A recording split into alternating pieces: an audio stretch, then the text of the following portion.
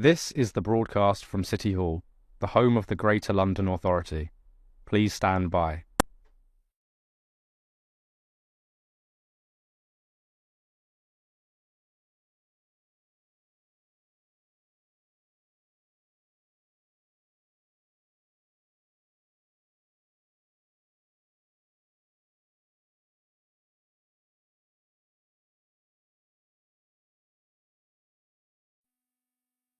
This is the broadcast from City Hall, the home of the Greater London Authority. Please stand by.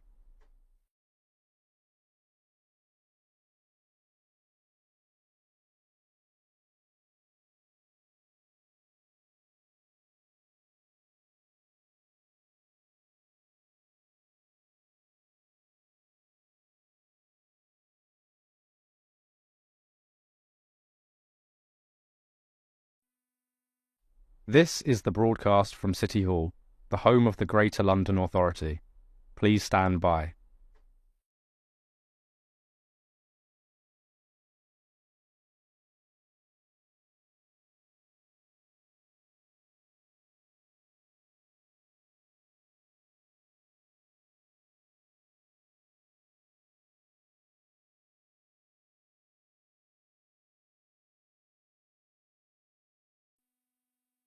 This is the broadcast from City Hall, the home of the Greater London Authority.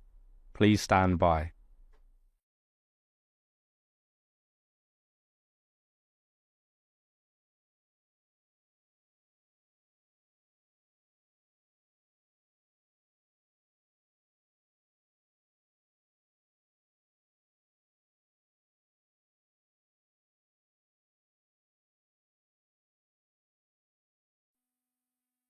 This is the broadcast from City Hall, the home of the Greater London Authority. Please stand by.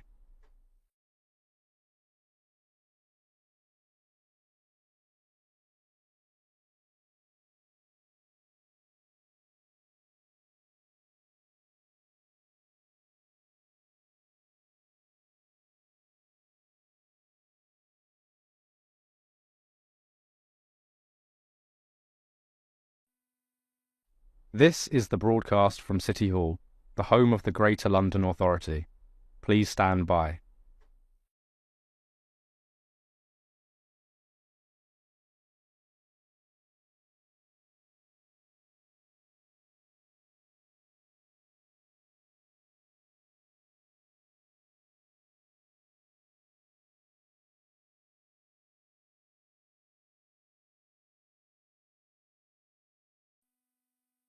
This is the broadcast from City Hall, the home of the Greater London Authority. Please stand by.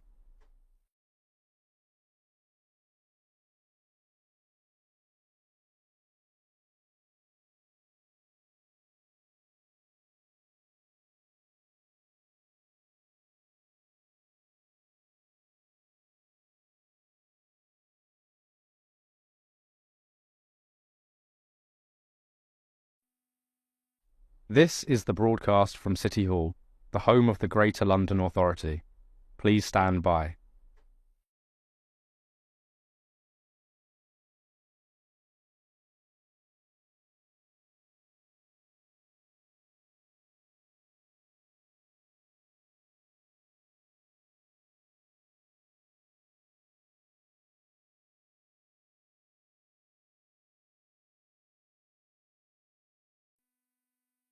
This is the broadcast from City Hall, the home of the Greater London Authority. Please stand by.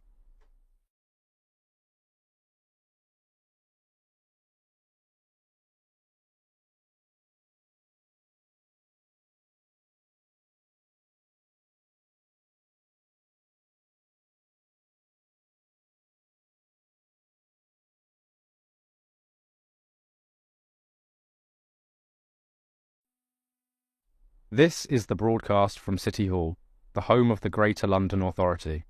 Please stand by.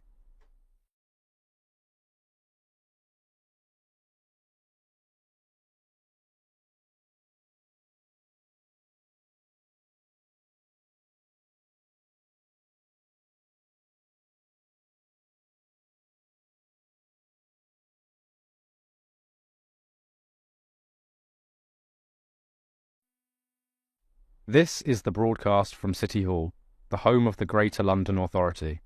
Please stand by.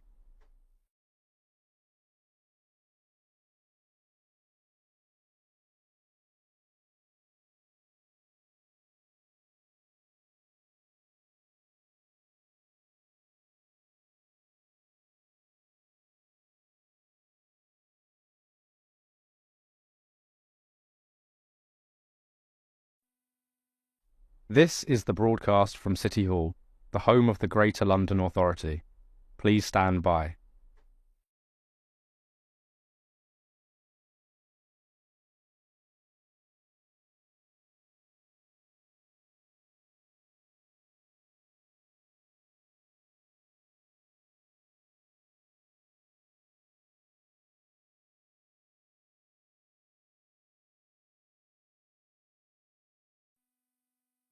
This is the broadcast from City Hall, the home of the Greater London Authority.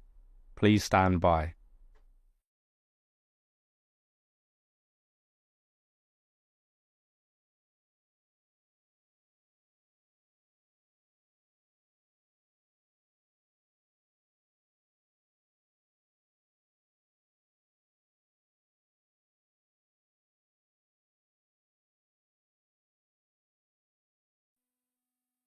This is the broadcast from City Hall, the home of the Greater London Authority.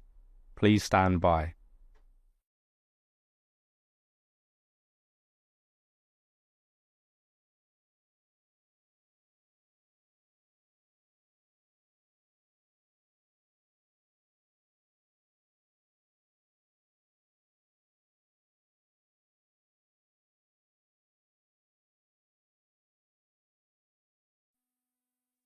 This is the broadcast from City Hall, the home of the Greater London Authority. Please stand by.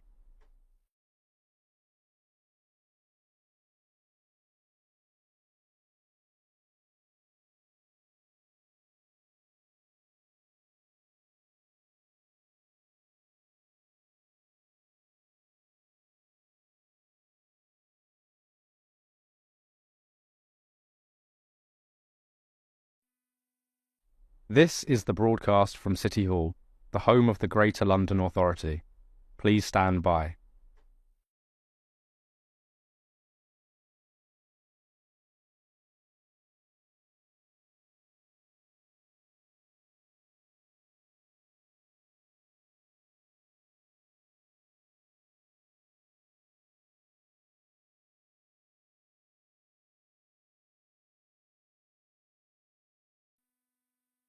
This is the broadcast from City Hall, the home of the Greater London Authority. Please stand by.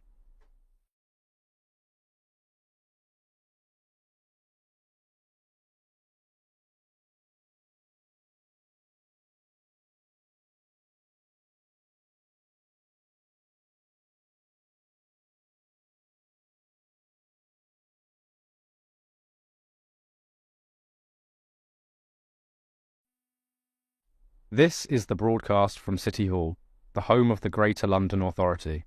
Please stand by.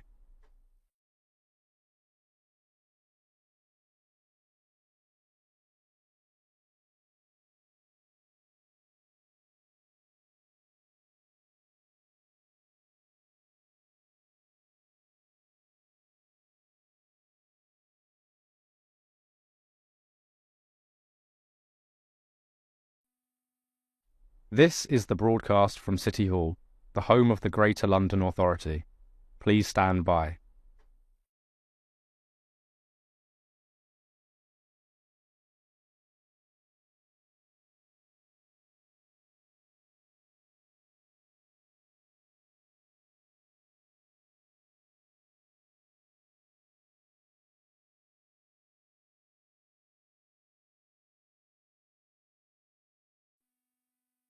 This is the broadcast from City Hall, the home of the Greater London Authority. Please stand by.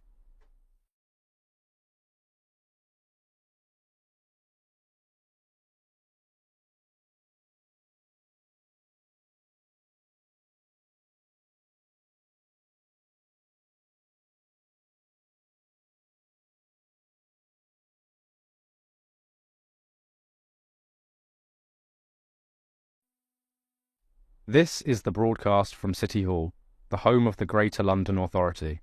Please stand by.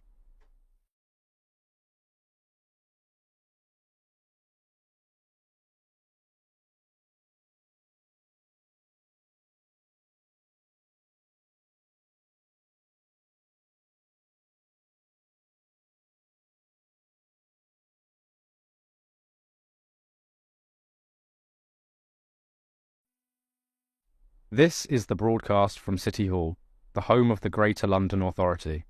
Please stand by.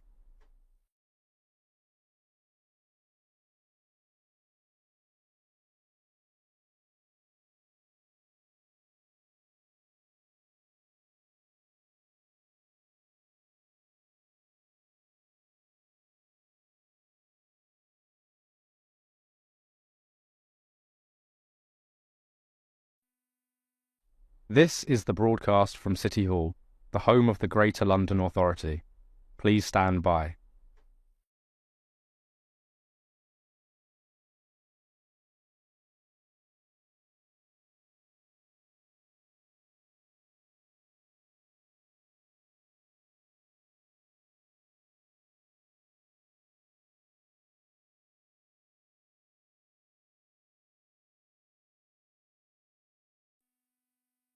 This is the broadcast from City Hall, the home of the Greater London Authority. Please stand by.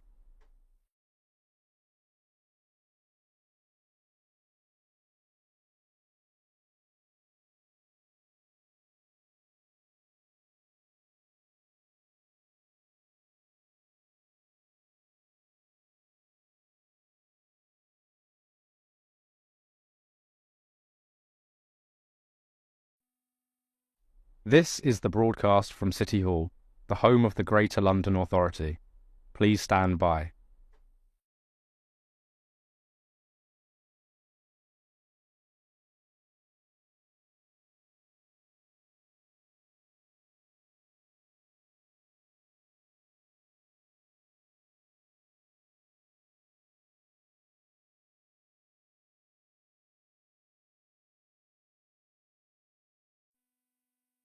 This is the broadcast from City Hall, the home of the Greater London Authority. Please stand by.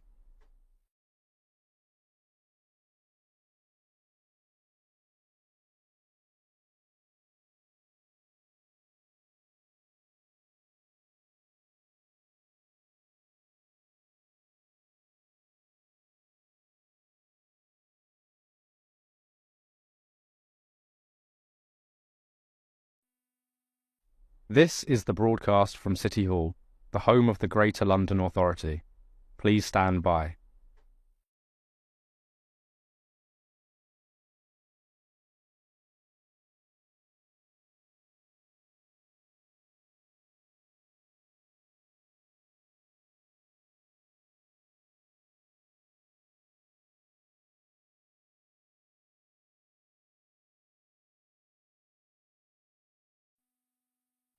This is the broadcast from City Hall, the home of the Greater London Authority.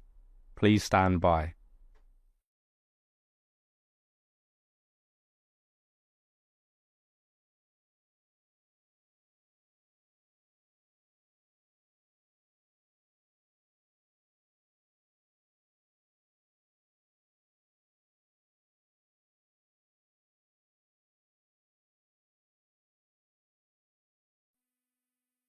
This is the broadcast from City Hall, the home of the Greater London Authority.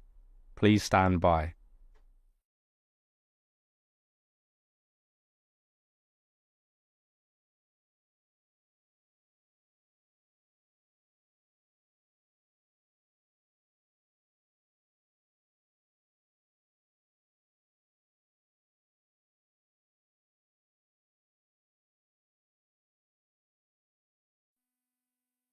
This is the broadcast from City Hall, the home of the Greater London Authority. Please stand by.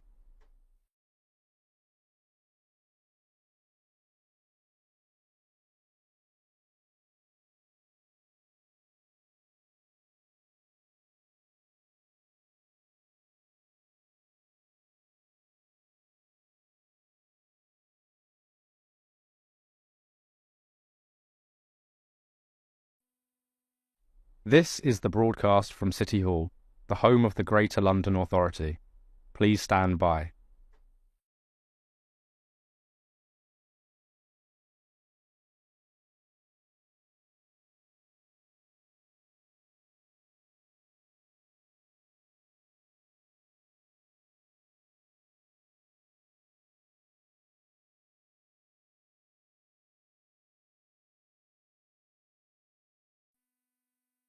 This is the broadcast from City Hall, the home of the Greater London Authority. Please stand by.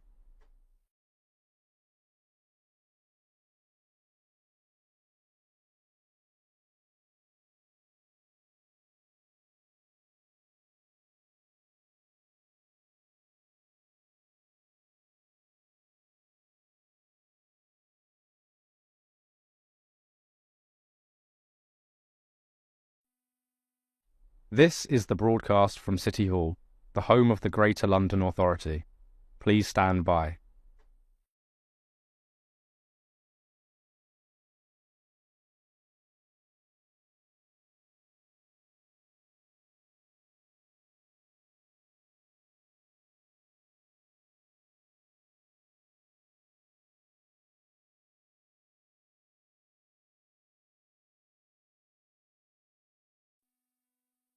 This is the broadcast from City Hall, the home of the Greater London Authority.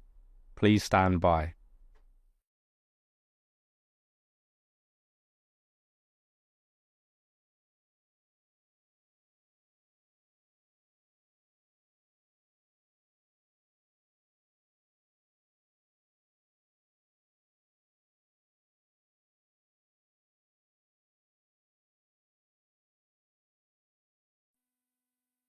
This is the broadcast from City Hall, the home of the Greater London Authority.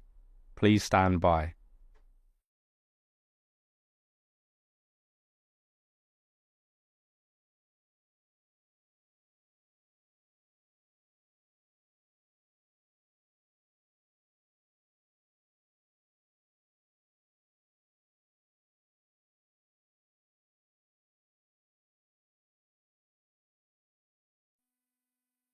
This is the broadcast from City Hall, the home of the Greater London Authority. Please stand by.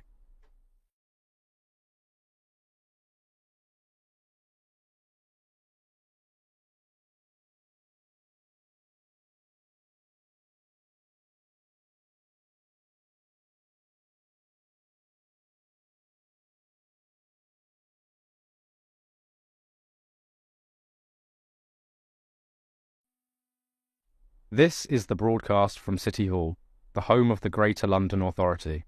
Please stand by.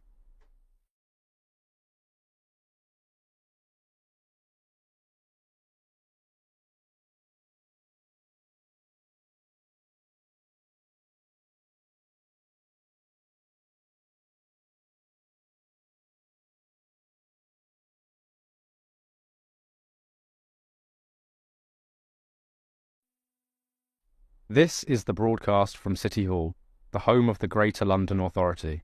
Please stand by.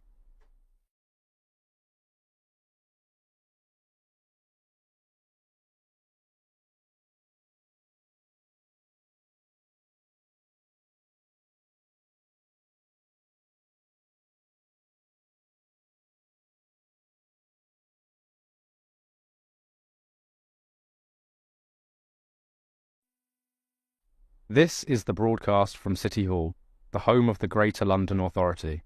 Please stand by.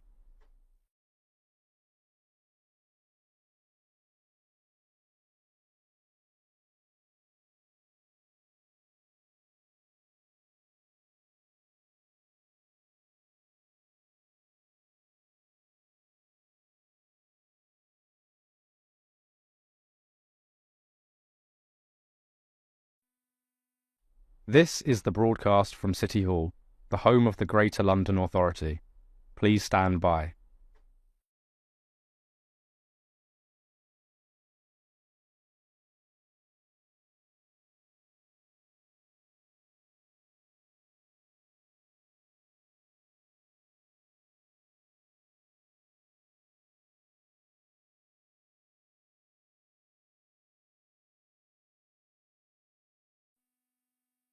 This is the broadcast from City Hall, the home of the Greater London Authority. Please stand by.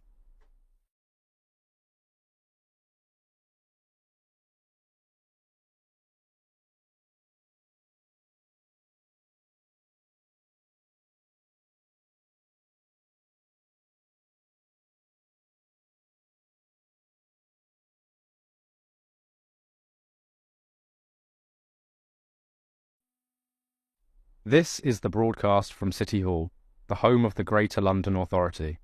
Please stand by.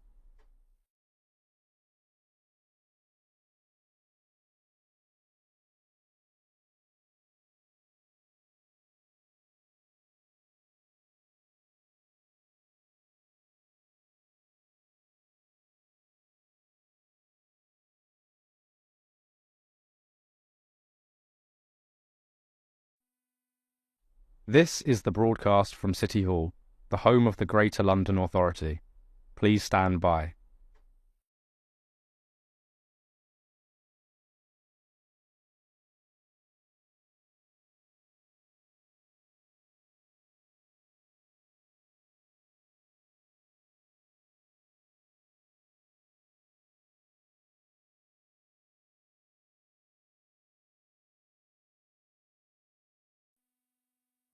This is the broadcast from City Hall, the home of the Greater London Authority. Please stand by.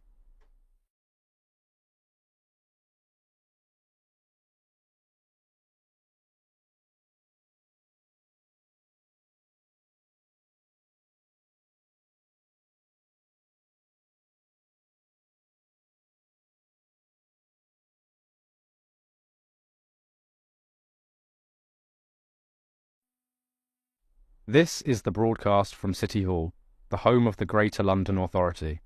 Please stand by.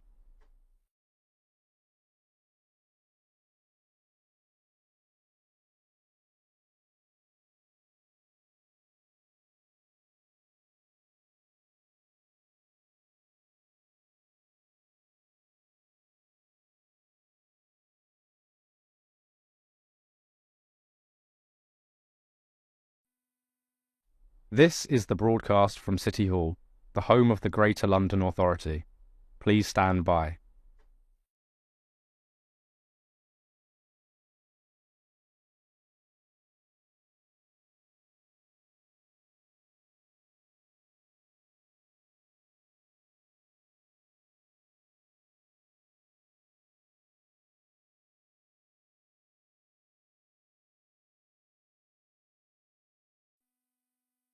This is the broadcast from City Hall, the home of the Greater London Authority. Please stand by.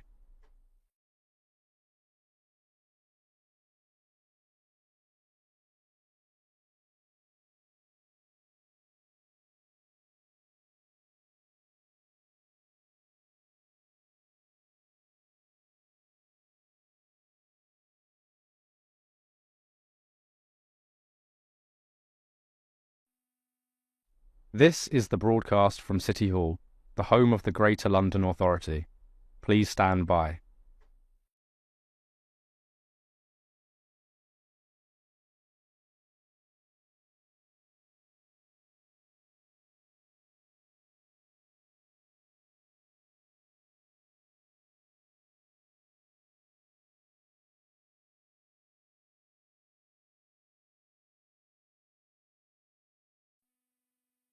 This is the broadcast from City Hall, the home of the Greater London Authority.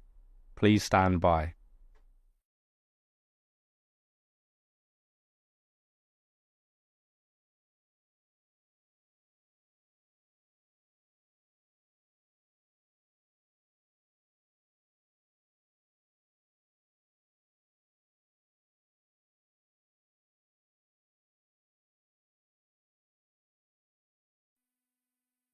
This is the broadcast from City Hall, the home of the Greater London Authority. Please stand by.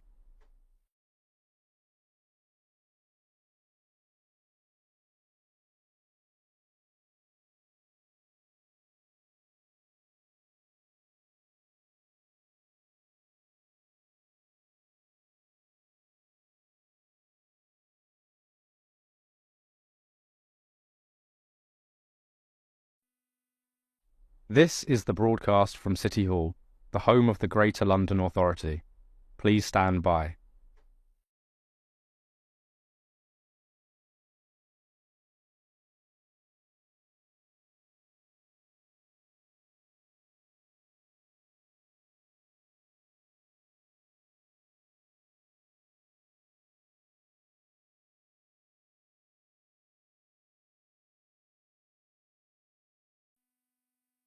This is the broadcast from City Hall, the home of the Greater London Authority.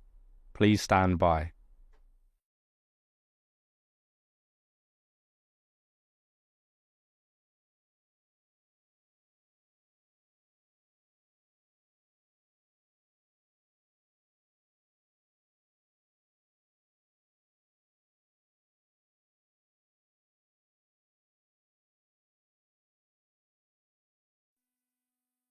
This is the broadcast from City Hall, the home of the Greater London Authority. Please stand by.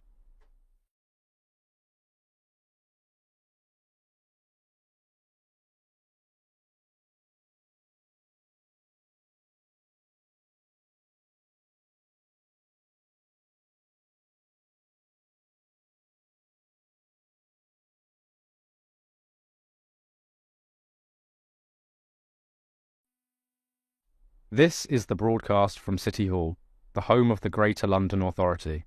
Please stand by.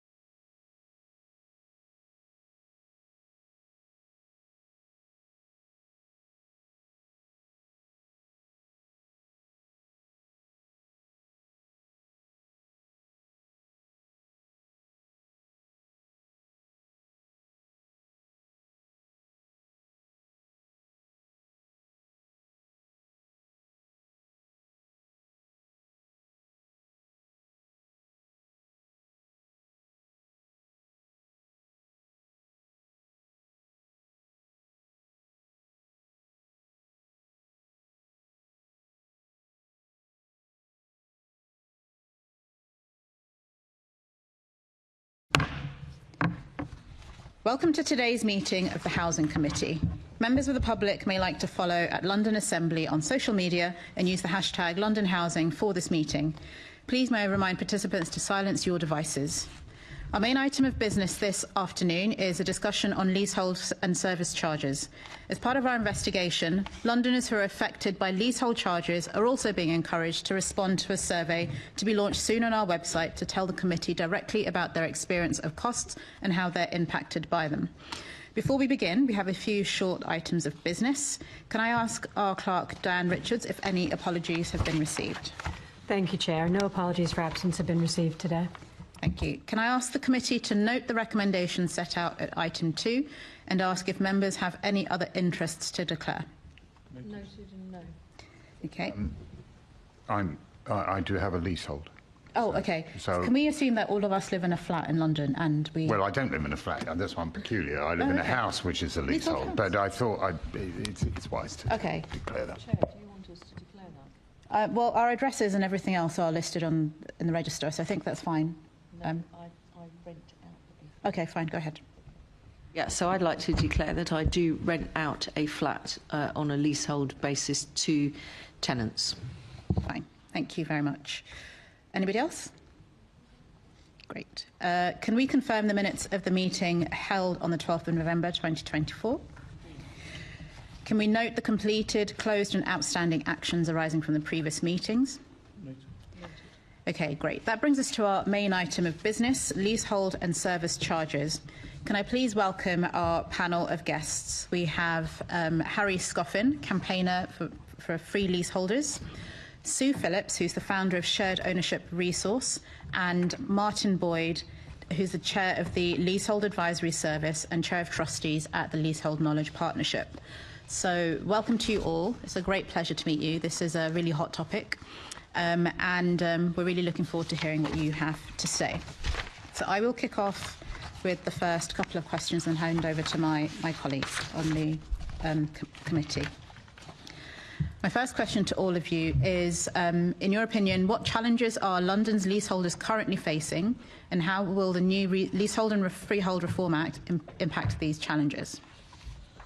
So can I start with perhaps Martin? And if you want to tell us a little bit about your organisation for the benefit of those people at home, that would be really helpful as well. Yeah, sure. I'm Martin Boyd. As you said, I'm chair of trustees for the Leasehold Knowledge Partnership. We've been campaigning for leasehold reform for a very long time. I've met a number of you in previous iterations, and we helped in the 2012 report that the GLA produced, where you also looked at service charge problems. Last year, in November, the government asked me to take over as chair of the Leasehold Advisory Service with the aim of radically reforming the organisation so it has more impact for consumers. So between my various hats, we have been pushing for some of the changes that are coming forward. First in the 22 bill, which removed ground rents on new flats and the extended part of any lease, and then with all the reforms in the 24 bill. So this afternoon I'm sometimes going to be able to answer you with my LKP hat on, sometimes as lease, sometimes I will add my third hat, which is that I am chair of a large RMC site in West London, and we have been through all of the trials and tribulations that followed on from the building safety crisis, and trying to keep control of service charges in a period of undue inflation. So in terms of answering your questions, the 2024 bill was very important because it started to lay the grounds for fundamental reform. Unfortunately, we had an early election called, so some of the amendments that may have come forward later on in the bill didn't make it into the legislation. At the moment, the government is beginning to implement the secondary legislation that supports the bill, and of course that's the really important elements that actually make it work. Perhaps the most important bits within the existing leasehold system, rather than the elements of where we're going to change to in the future, is changing the balance of power within the tribunal.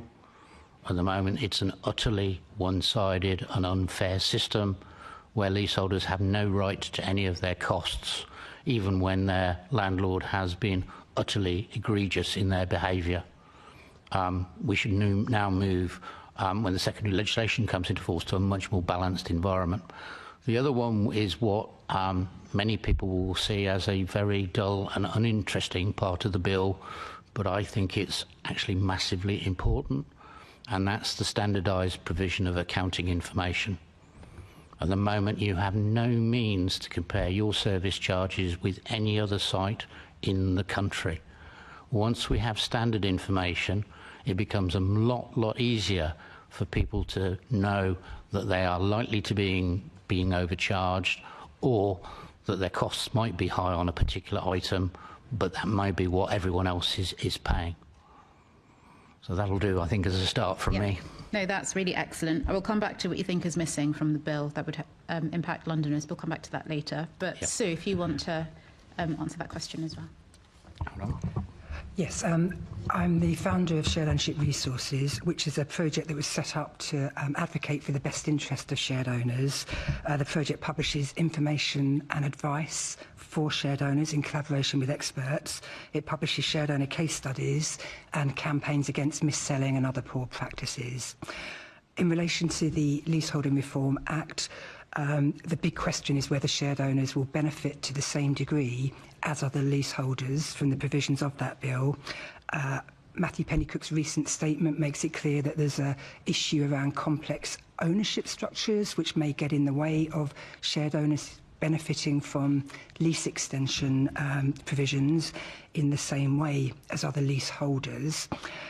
So there's a question there still to be resolved. Greater transparency is welcome, but I think it's worth making the point that greater transparency doesn't in and of itself necessarily lead to greater affordability. So again, that's something I'm sure we'll come back to, the question of affordability for shared owners. And then Harry, finally. Lovely, thanks for having me. So I'm founder of Free Leaseholders. We set up the campaign with a bit of frustration because obviously I remember I was at the old City Hall 4 years ago. Well, I think it was Umesh Desai, brilliant inquiry, but nothing changed. And we were promised from the last government that there'd be reforms in the third session of Parliament. And in the end, that one got lobbied out. And we set up this campaign because we knew we had to hold the feet of politicians to the fire, whoever is in power. And you've got to also speak in the language of those in power. So we knew it wasn't going to happen from the Conservatives. And we set up a last-ditch campaign to force it into the King's Speech. That was achieved. With Labour, unfortunately, we can speak all about the policies all we like. This is a political issue. And it's a cost of living emergency for millions of households, not just in London, across England and Wales. And our view is that the real experts are the ones that live in these flats that have to pay for them. And those are the people that should be driving the reforms. Because the reality is, successive governments have reformed leasehold, they've led to dead ends, they've created new loopholes, more exclusions, and more power to landlords. And we'll get on to the deficiencies of the 2024 Act, because there are a number that were slipped through, and unfortunately it was left to people like Lord Bailey, but also the Telegraph newspaper, bizarrely, to pick up on those things, such as decriminalisation of service charge abuse. But for us, we've got to look at it from first principles. Do we give control to the people that are paying for these homes and these buildings, or do we leave third-party freeholders and landlords to control the homes? And for us, it means getting rid of the system. It's not more tinkering. And that means also going beyond the Law Commission reports of 4 years ago. And I think the really key point here is we're not going to blame the Mayor of London. He's not got a huge amount of power on this one, but he can lobby, he can advocate for the interests of millions of Londoners and beyond on this issue with central government. Now his own party is in power. And the announcement that was slipped out as a parliamentary written statement a few weeks ago, hoping you and journalists wouldn't pick up on it, is not good enough. Labour promised change at the election. They promised to move quickly in the King's Speech. We're now being told it's a 4 to 5 year commitment. Our supporters cannot wait 4 to 5 more years. These are people that are going on beta blockers, antidepressants, suicidal ideation, because the service charges are getting out of control. So that's what we just say, that we need a bit of urgency, the same urgency we see on other issues, like assisted dying, for example. That's a complicated one. But leasehold, getting rid of it, was promised in the Labour manifesto. So it is a political issue. As much as we want to make it about technical and policy, this is about decisions being made by number 10 in the Treasury. Okay, thank you very much. So I'm just going to reflect some of the things back to you that you have said, all three of you. You can answer in any way you want to. So Harry, you mentioned that this is a political issue and talked about the statement that was slipped out, WMS. It'd be good to kind of expand on that, because I would appreciate your take on that. I did see you on BBC News at some stage recently talking, I think, about that, but it'd be helpful to understand. But also, Martin and Sue, you've in different ways reflected the fact that there is a lot of stuff missing from what is coming forward. So I would like to know what is missing, or what are the amendments that have been dropped that maybe would impact Londoners positively, and just what more you want to see more of in the upcoming bill, And I know you said that you'd like something before Christmas, which would be ideal, but in terms of timeline, kind of where we would be with kind of making those things happen. So perhaps let's start with Harry and then work back the other way. We just want to go back to the King's Speech commitments of the government. They said that they're going to move quickly on the Leasehold and Freehold Reform Act 2024 that was passed in the wash-up, partly because Labour supported it, which was fantastic because it wasn't going to happen.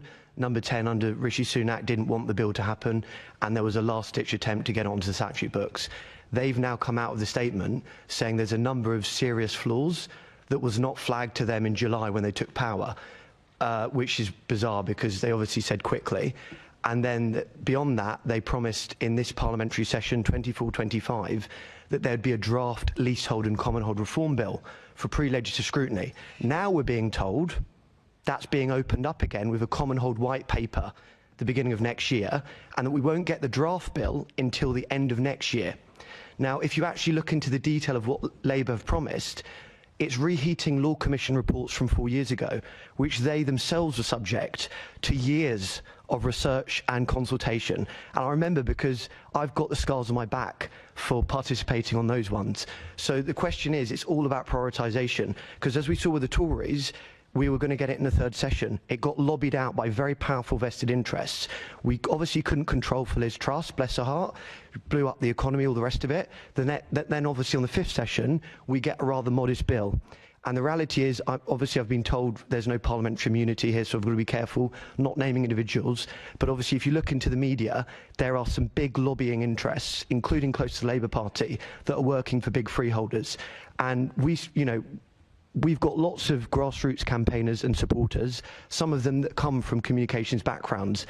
And they said, if you want to get rid of something on ground rent, what you do is you don't just get rid of that policy, you punt the whole bill to the end of the Parliament. That's exactly what's happening. So we've got to be very careful on that. But for the 2024 Act, they've committed to bringing into force just two policies before next summer. One of which is, at the moment, if you want to extend your lease or buy the freehold, if you've just bought the property, you can't do that for the first 2 years. It was an unfair rule. That's going to be scrapped in January.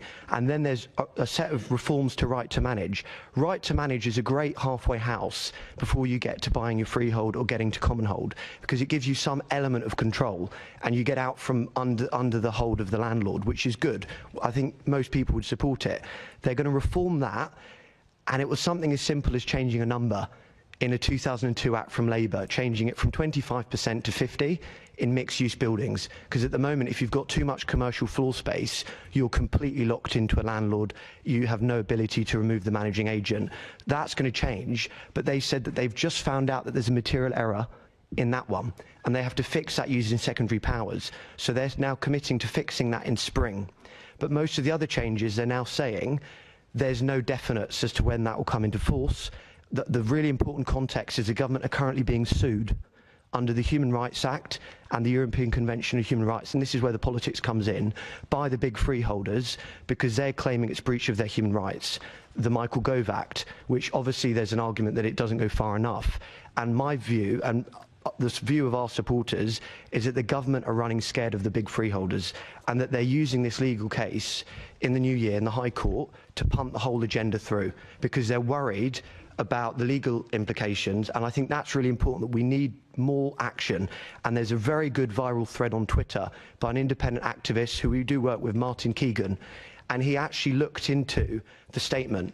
There are lots of really good policies in the 2024 Act, but MHCLG did not commit to bringing any of them into force. They didn't even mention them. So one really good policy, which sounds tinkering for a lot of people, but it will be the difference between people selling their property and not, is capping the management pack fee, because at the moment freeholders can basically charge whatever they like in a way, unless you want to go to tribunal and be a serial litigator.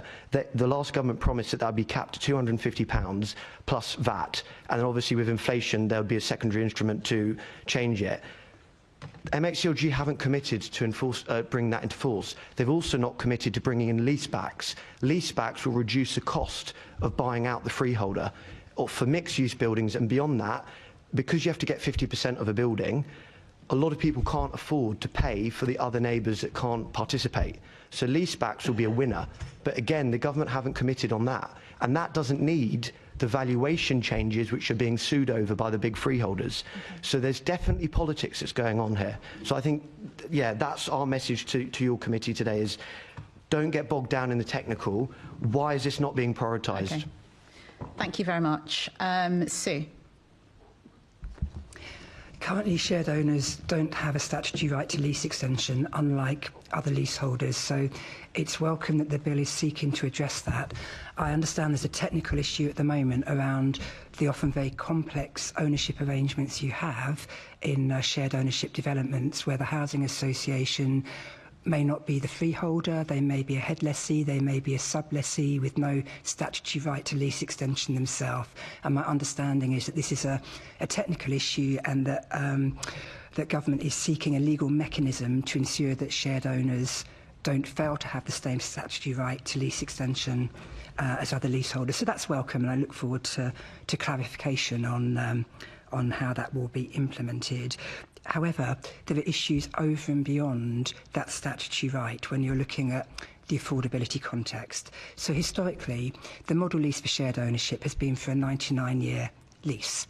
And oftentimes, shared owners have subsequently realised that other leaseholders or people who are purchasing flats on the open market were actually getting 125-year leases or 250-year leases. So they're encountering, in many cases, the problem of lease extension earlier than other leaseholders. So in terms of any new right to lease extension, they have, if you like, a handicap that their lease is likely to have been run down more than other leaseholders. So even if they have a statutory right to lease extension, there's a question of whether any benefits of the new Act will be, in terms of how the premium is calculated or the removal of marriage value, will be counteracted by the fact that particularly legacy shared owners may have leases with 80, 70, 60, 50 years remaining, so that the affordability may be still out of reach, even with the implementation of the new Act. An important part of the context for this is that a number of shared owners expressed a view that they were missold those short leases. They weren't informed about the implications about the 80-year threshold, about the costs of letting a lease run below 80 years. And there's a moral case, I think, to be made that if they were missold those short leases, that any new right needs to be affordable to take up in practice in the context of the Affordable Home Promise. So there are issues to consider over and beyond sort of finding a legal mechanism to make statutory lease extension available to shared owners in a way that it isn't at the moment. I touched, in responding to the previous question, on transparency and affordability. Transparency is key for informed decision making at the point of purchase in terms of the decision whether or not to go into the purchase of a shared ownership home. And then, of course, it's important after that purchase in terms of understanding the nature of charges for repairs and maintenance and insurance and so on and so forth. This is an issue of particular relevance to shared owners who are responsible at present for 100% of the costs, regardless of the size of their share. And under the new model, their share may be as low as 10%. So again, we need to be looking at transparency in the context of the question of the fairness of the liability for 100% of repairs and maintenance costs. Thank you. Before I come to you, Martin, what would happen to a shared owner if they get to below that threat? What happens to their house? Does it get repossessed? Who owns it after that if their lease is run down? You talked about kind of falling below a threshold. I think the point I'm making is not so much about what happens when you get to 99 or 125 years, because it probably won't be the original shared owner at that point. But the point is that it gets more and more expensive to extend a lease the fewer years that are left. And even if you remove marriage value from the calculation of the premium, the fact that shared owners have started off with a shorter lease in the first place means that it may still be more expensive for them, given that the starting point was different, 99 or 125 years rather than 250 years.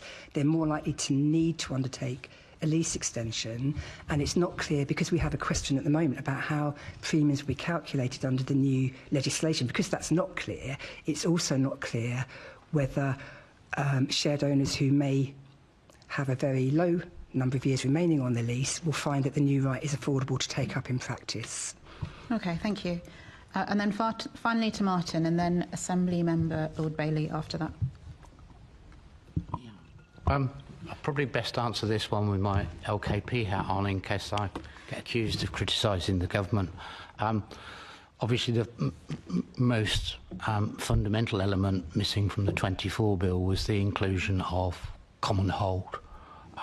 It's something that we've all been campaigning for a long time. There is something that could happen now that would help us on the way to common hold. Following the 22 bill, there is no right to a ground rent on new properties.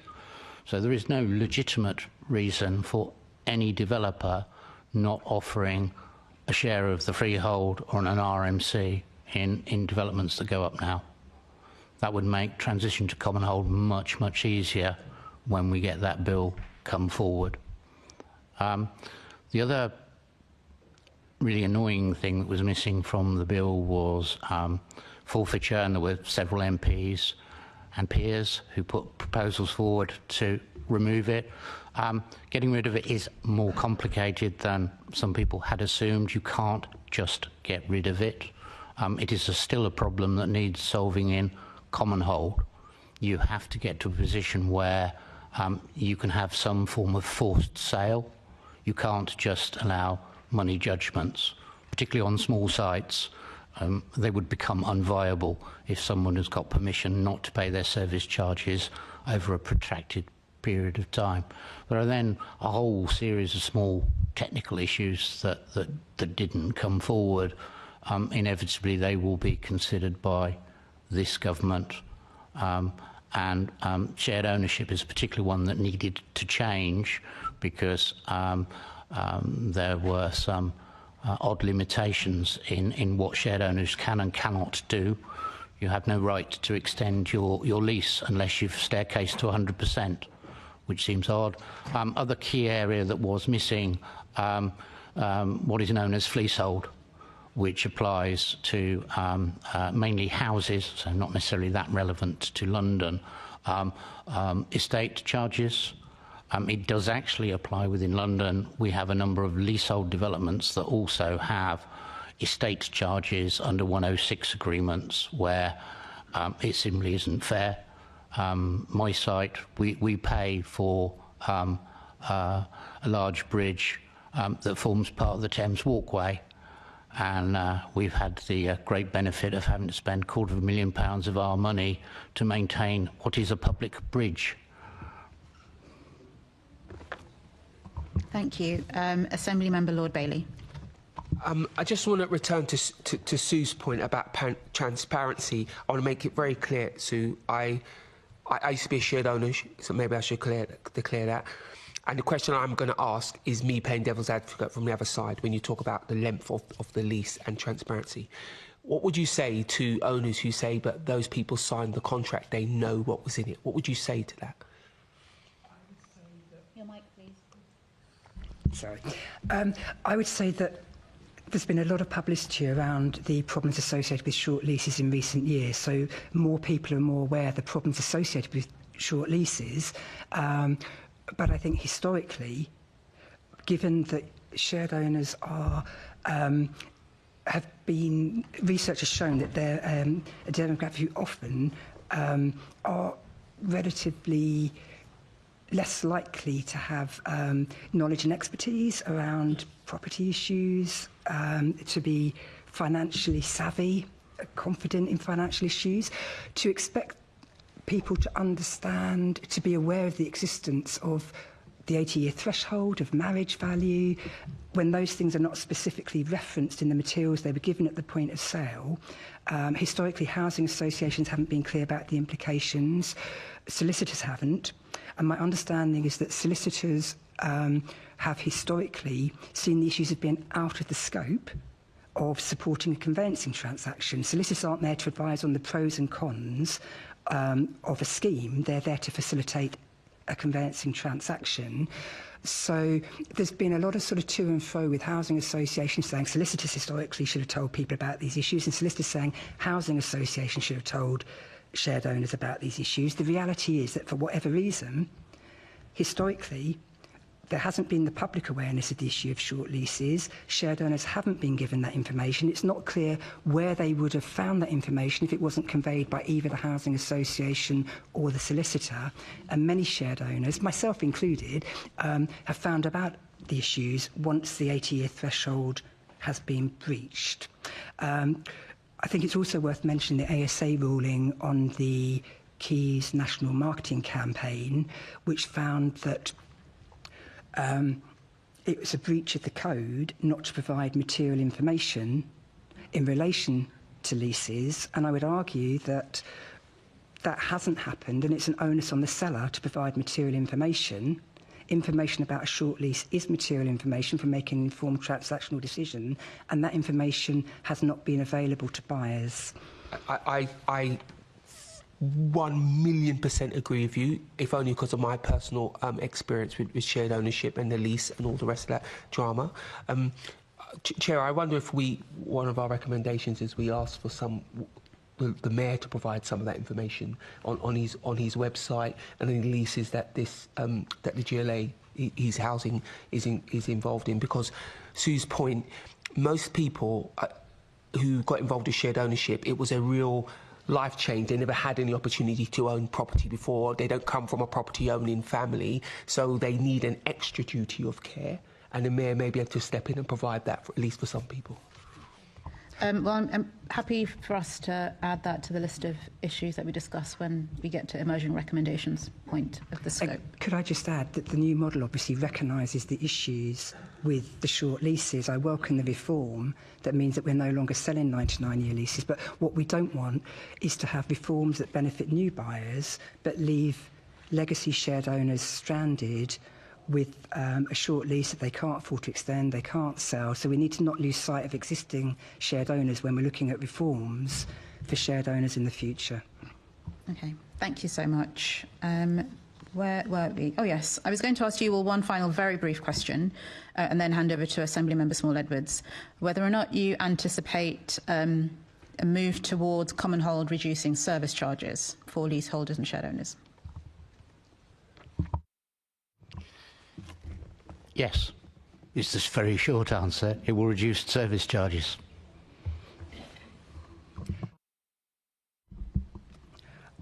The relationships between shared ownership and the developments in which they sit are often complicated, and I think that there are a number of questions to be raised about whether it's about whether shared owners benefit from reforms to the same degree as leaseholders more generally. At present, what we see that within the same developments, shared owners can face duplicate charges because they're paying fees to their own housing association, to managing agents, to freeholders in whatever form, ground rent, service charges, whatever. So I think there are a number of questions as to whether shared owners will benefit to the same degree, and I think it's important to look at the detail in that respect. Thank you. And then finally, Harry. Absolutely. So you'd be getting rid of a lot of kickbacks to freeholders and related companies because you've got the alignment of interest that you don't have in leasehold, because obviously the people paying the bills are the ones controlling the bills and they're the ones appointing the service provider. So you are a bit like Alan Sugar on The Apprentice. If someone's ripping you off, you say you're fired. And that's a much better system. And it's what they have in Scotland and the rest of the world. So it's always shocks me when we talk about leasehold and we obsess about leasehold, about reforming it. Actually, we're the odd ones out in the world. We need to get with the programme finally. After, I think it's been over 30 years. Margaret Thatcher was pushing common hold in 1987. I mean, come on here, guys. Even Which, I think some years ago, found that there was at least £700 million in service charge overcharging. Hamptons, the estate agency, last year came out that England's flat leaseholders were paying £7.6 billion in service charge. The Commons Housing Select Committee in Parliament found no evidence to say that third-party freeholders provided any better level of service or any kind of cost savings. And even a group from the London School of Economics last year also found no evidence that they provide, economies of scale. The only economies of scale that's happening is economies of rip-off, because freeholders are using related companies. A big one recently is buildings insurance commissions. The FCA has done an inquiry into that. They found about nearly 80 million or so in 3 years just going to freeholders and managing agents. And that's on one line item of a service charge budget. So down the road from me, it's a very famous case. I won't mention the name of the development, but in 10 years, there was overcharging of £1.6 million. And that was a freeholder-related company. And the leaseholders tried to challenge it originally. You know what the First Tier Tribunal turned around and said? They said, we're not giving you disclosure, it's a fishing expedition. 4 years later, they found out 1.6 million, it then obviously got appealed, 1.1 million was ruled not payable. But if the leaseholders hadn't challenged it and they hadn't become the sub-postmasters and spent 4 years of their life in that tribunal, they would have never known. I think really important point, in the 2024 Act, there's a really damaging policy. The government said everything's complicated except for this one policy. It's really important. The only people that have picked up on it is the insurance press. What they're doing is rebadging commissions as transparent fees. You've just seen the car finance case. So what's happening here is we've got policy capture. Basically, the freeholders and the government are getting ahead of that. There's a big class action now on buildings insurance commissions and leasehold. So as long as this kickback is disclosed, it will be almost impossible to challenge. And that is undermining common law protections, because at the moment, if you have a landlord, they have a fiduciary duty to you, the tenant, not to make secret profits from monies held on trust. But what the government are doing, they're turning around and saying, actually, you can make money from the insurance as a permitted insurance fee. So that's really damaging. And obviously the whole media don't understand it. A lot of policy people in the area don't really want to mention it because they're linked to the government. We're the only people talking about this issue, and it's a big, big thing. If it was on car finance, there'd have been riots already. But because it's in leasehold land, no one's talking about it, and it's a really big issue because they've punted LAFRA, the 2024 Act, into the long grass, and they've punted this commonhold bill. But they find time to entrench a commission scheme for freeholders. So that's a really important issue for Londoners and across the country in leasehold. Okay, thank you. And then Martin, and then we'll come to you, Assembly Member Swallow. Yeah, service charge is a really, really difficult issue because there are some service charges which people believe are too high, where unfortunately there isn't a lot of option. Some things on large buildings cost an awful lot of money. Problem at the moment is it's almost impossible to find out where you're genuinely being overcharged and where you may not have understood. But the benefit of common hold is much bigger than reducing service charges. They become a relatively unimportant thing at the end of the day, because the benefit you get from common hold is you have a collective interest in ensuring the value of your homes and adding to the value of your homes. So you have an active incentive to invest in your building. In leasehold world, where you've got a third-party landlord, their only interest is in making a profit from you.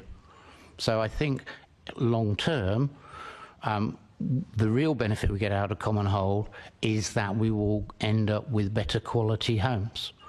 There is some argument from the supply side of the sector that says, well, really, resident-run blocks don't actually charge very much less than third-party freeholder-run block. Not sure that the evidence is that robust on that at all, and there is some very clear evidence that some third-party landlords are making huge profits out of their leaseholders and creating an awful system for them. Okay, thank you. Assembly Member Small Edwards. Thank you, Chair, and good afternoon, everyone. It's good to see you all here. My question is to Sue. I just wanted to ask you what you think are the unique challenges that face shared owners in particular unique challenges that faced shared owners when it comes to leasehold costs and service charges.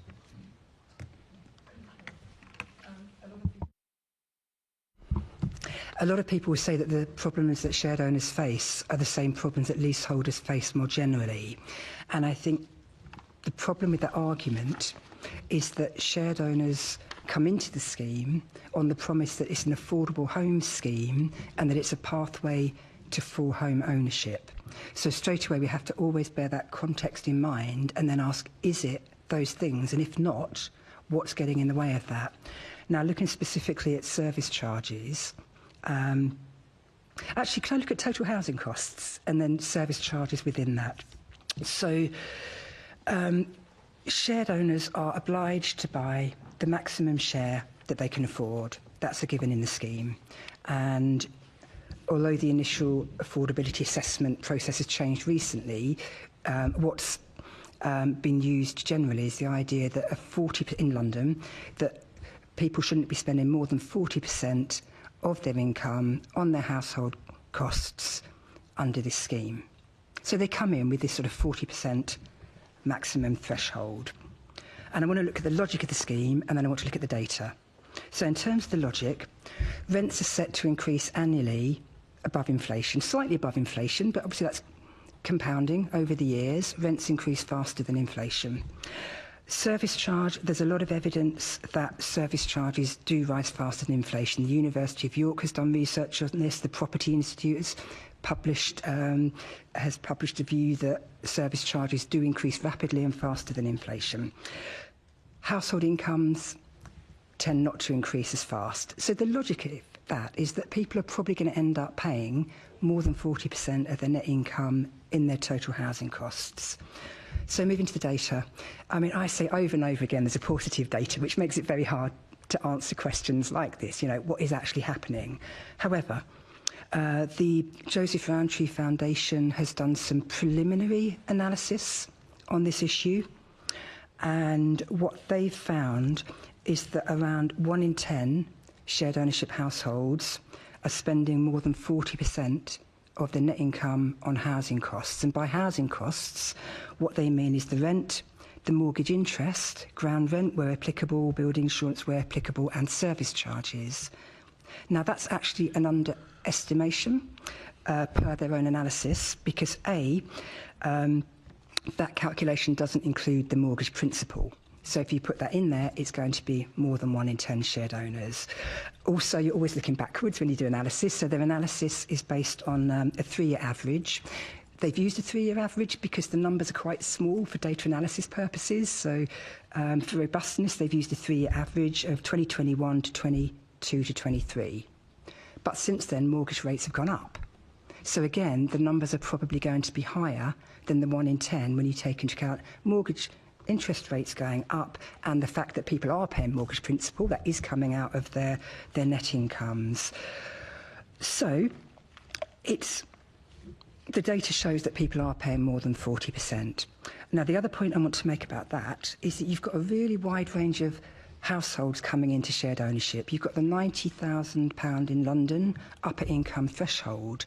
Now, if someone's coming in as an individual with a £90,000 salary, to a lot of people, that looks like somebody fairly affluent. So you've got the question not just of what percentage of their incomes is being spent on housing costs, but what's their residual income? How much do they have left after their housing costs for their basic needs? And there's going to be a really wide range of households within the shared ownership scheme, some of whom may have quite a lot of income left after housing costs, and people at the lower end, the people at whom probably it's really targeted, the people who are most in need of a secure, affordable home may actually be the people who've got least residual income left. So I think it's important to move away from the sort of the binary arguments about is it a great product or is it a scam, and to instead be looking at which are the demographics that are finding they're spending more than 40% of their net income on housing costs, and what's the impact of that for those households. And without having that information, it's very hard to know whether the scheme is delivering value for money, whether it's targeted at the people in most need of affordable housing, whether it's targeted at households for whom actually it may have adverse outcomes. So we need to be trying to drill down into this question of who's paying more than 40% and does it matter? I mean, obviously it matters, but it's like, who does it matter most for? Is this scheme actually having... Is the scheme working for the households that are most in need of it, or is it benefiting the people who actually are least in need? Thank you very much. And given what you've articulated there, do you think shared ownership should be considered a affordable housing tenure in London currently? I think that affordability is viewed very differently by providers and entrants to the scheme. So government and providers tend to define affordability in relation to the affordability of the mortgage deposit and the costs in the first few years, which I think was a dogs for dinner approach, really, because when you buy a home, you need it to stay affordable. In fact, can I just quote from a case study on my website, because I think this really summarises the issue. So it's our published case studies. One of those case studies made the following comment. What's the point of affordability testing? I had to pass an affordability test with the Housing Association initially to see if I could afford to pay for the share of the flat and the associated costs. But now, nobody cares if I can still afford it. And I think that's another the issue, that shared owners are taking a long-term perspective on this. If you come into it expecting it to be affordable, and then within 2, 3, 5 years, suddenly it's not affordable, and possibly, even though you can't afford the costs, you may find that you don't have a viable exit route, because it may be that those high service charges and other costs actually make it difficult to sell, either because it can be difficult to sell for several reasons. I mean, one is that the upper threshold is fixed, but if the value of your property goes up, then the people who simultaneously fall within the eligibility criteria, the upper threshold of 90,000, but also can involve the costs that have risen since you bought your share, that creates a smaller pool of potential buyers. So that's one issue. It may be difficult to sell that share if the costs of that property have gone up.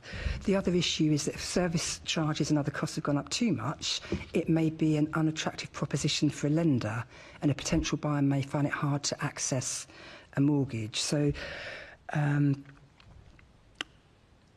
I feel like I've gone slightly off topic. Could you just bring me back to the actual question? So have I answered the question, or was there anything else you wanted to know? Yeah, I think you have, but the question was, do you think it's currently affordable? Do I think it's affordable? I think it's affordable for some people.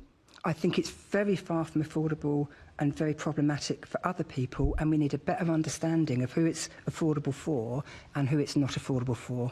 So, A, we can target it where it's needed and not target it where it's going to have adverse outcomes, and also to make sure that it's providing value for money for the public purse in terms of targeting affordable housing where it's most needed. Yeah, and I represent a central London constituency, and I think also geographically, I think affordability probably varies somewhat as well. Hugely, around the country and within London, I'm sure. You just mentioned you do a lot of case studies. Do you find there's many issues with staircasing? When I say do a lot of case studies, I think we need data on a scale that I can't begin to provide that. But we do have that data. We know that the rates of staircasing are very low. We also know that they're overestimated, because historically what's being conflated is shared owners who staircase to 100% in a home they continue living in at that point, and people who've undertaken a simultaneous sale and staircasing transaction in order to be able to sell.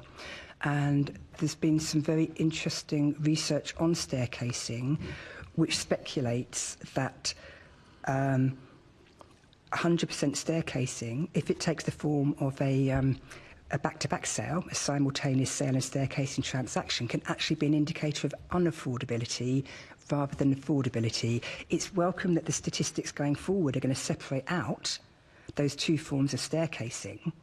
However, it does make it difficult to sort of run comparisons between what's happened historically and what happens now. But coming back to your question, rates of staircasing per the data that's available are very low. I think there are a number of reasons for that.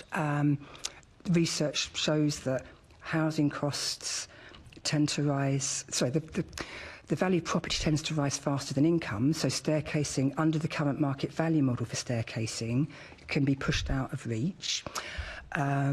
Another issue, coming back to service charges, the Levelling Up Housing and Community Committee in their inquiry into shared ownership found that the fact that service charges can increase rapidly and unexpectedly can in itself push staircasing out of reach because your income's going towards paying those charges, which makes it harder to save not just for the cost of purchasing the share, but all the associated costs. In a shared ownership scheme, you're paying valuation fees over and over again, you're paying legal fees over and over again, you're buying your home in a series of transactions which have incidental costs as well as the sort of the market value premium. So there's an interrelationship between staircasing and service charges.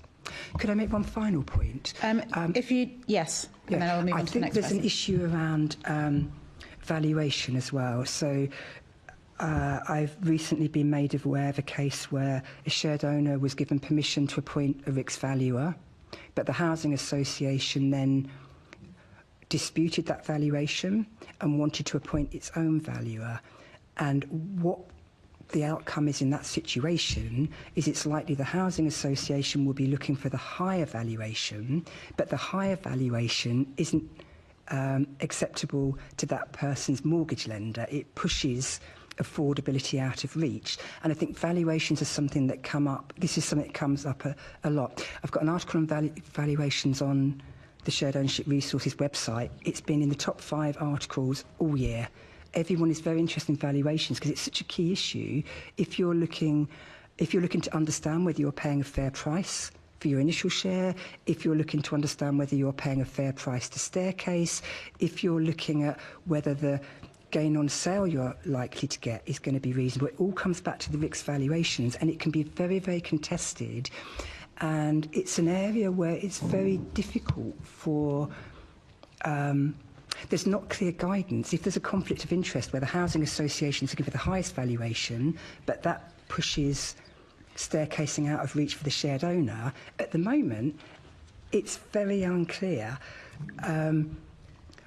what is the preferred policy outcome there, the staircasing to 100% for the shared owner or the housing association getting the most return it can on that transaction. It's definitely an area that needs to be looked at more closely. I'm quite keen that we move us on to the next round of questions. Is there something related specifically to shared ownership that you'd like to comment on? And then I will move us on. So if you won't mind to be brief. I'll be very quick. 3 very quick points. As Pete Apps made clear when he gave evidence to the APPG on leasehold and commonhold reform, your affordability test is when you may just have married and both incomes are counted, and then you go and have babies, and suddenly what was affordable becomes very, very marginal.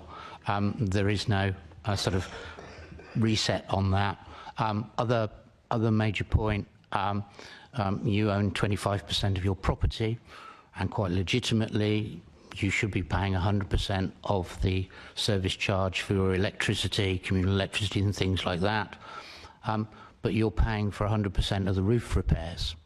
You will then pay an additional price for staircasing because your property is more valuable because you've paid for the new roof. So you paid twice for that. Also, we have some awful issues arising out of the building safety crisis, where, again, shared ownership leaseholders were advised at various points they might have to pay for all of the remediation. Most of that has now abated. There are, however, because of the GLA rules, severe limitations on people being able to sublet shared ownership flats. And after 7 years, a number of people have had to move homes to get on with their careers. There are some people who no longer even live in the country. But you have to mainly sublet, if you're allowed to sublet, at a loss. So it becomes even less affordable. Okay, thank you. Can I just quickly, one very quick point on shared ownership? We are really behind on There's time. a real retrograde move in the 2024 Act, which is now banning shared owners from buying the freehold unless they staircase to 100%. Why that's important is that if you are in a block where shared owners are pepper potted around, you're stuffing the private flat leaseholders because they will not necessarily be able to get the money and the buy-in because you've got shared owners now that the government have banned from buying the freehold. So that's a big issue because all these exclusionary qualifying criteria, it catches up with private leaseholders too. So for a lot of these blocks, we're like Siamese twins.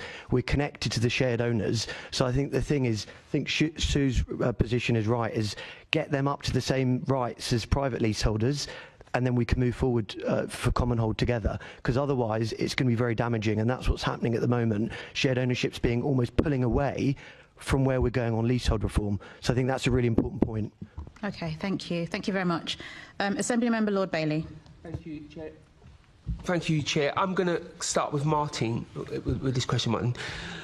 Do leaseholders in buildings with the right to manage or residence management companies pay less in service charges?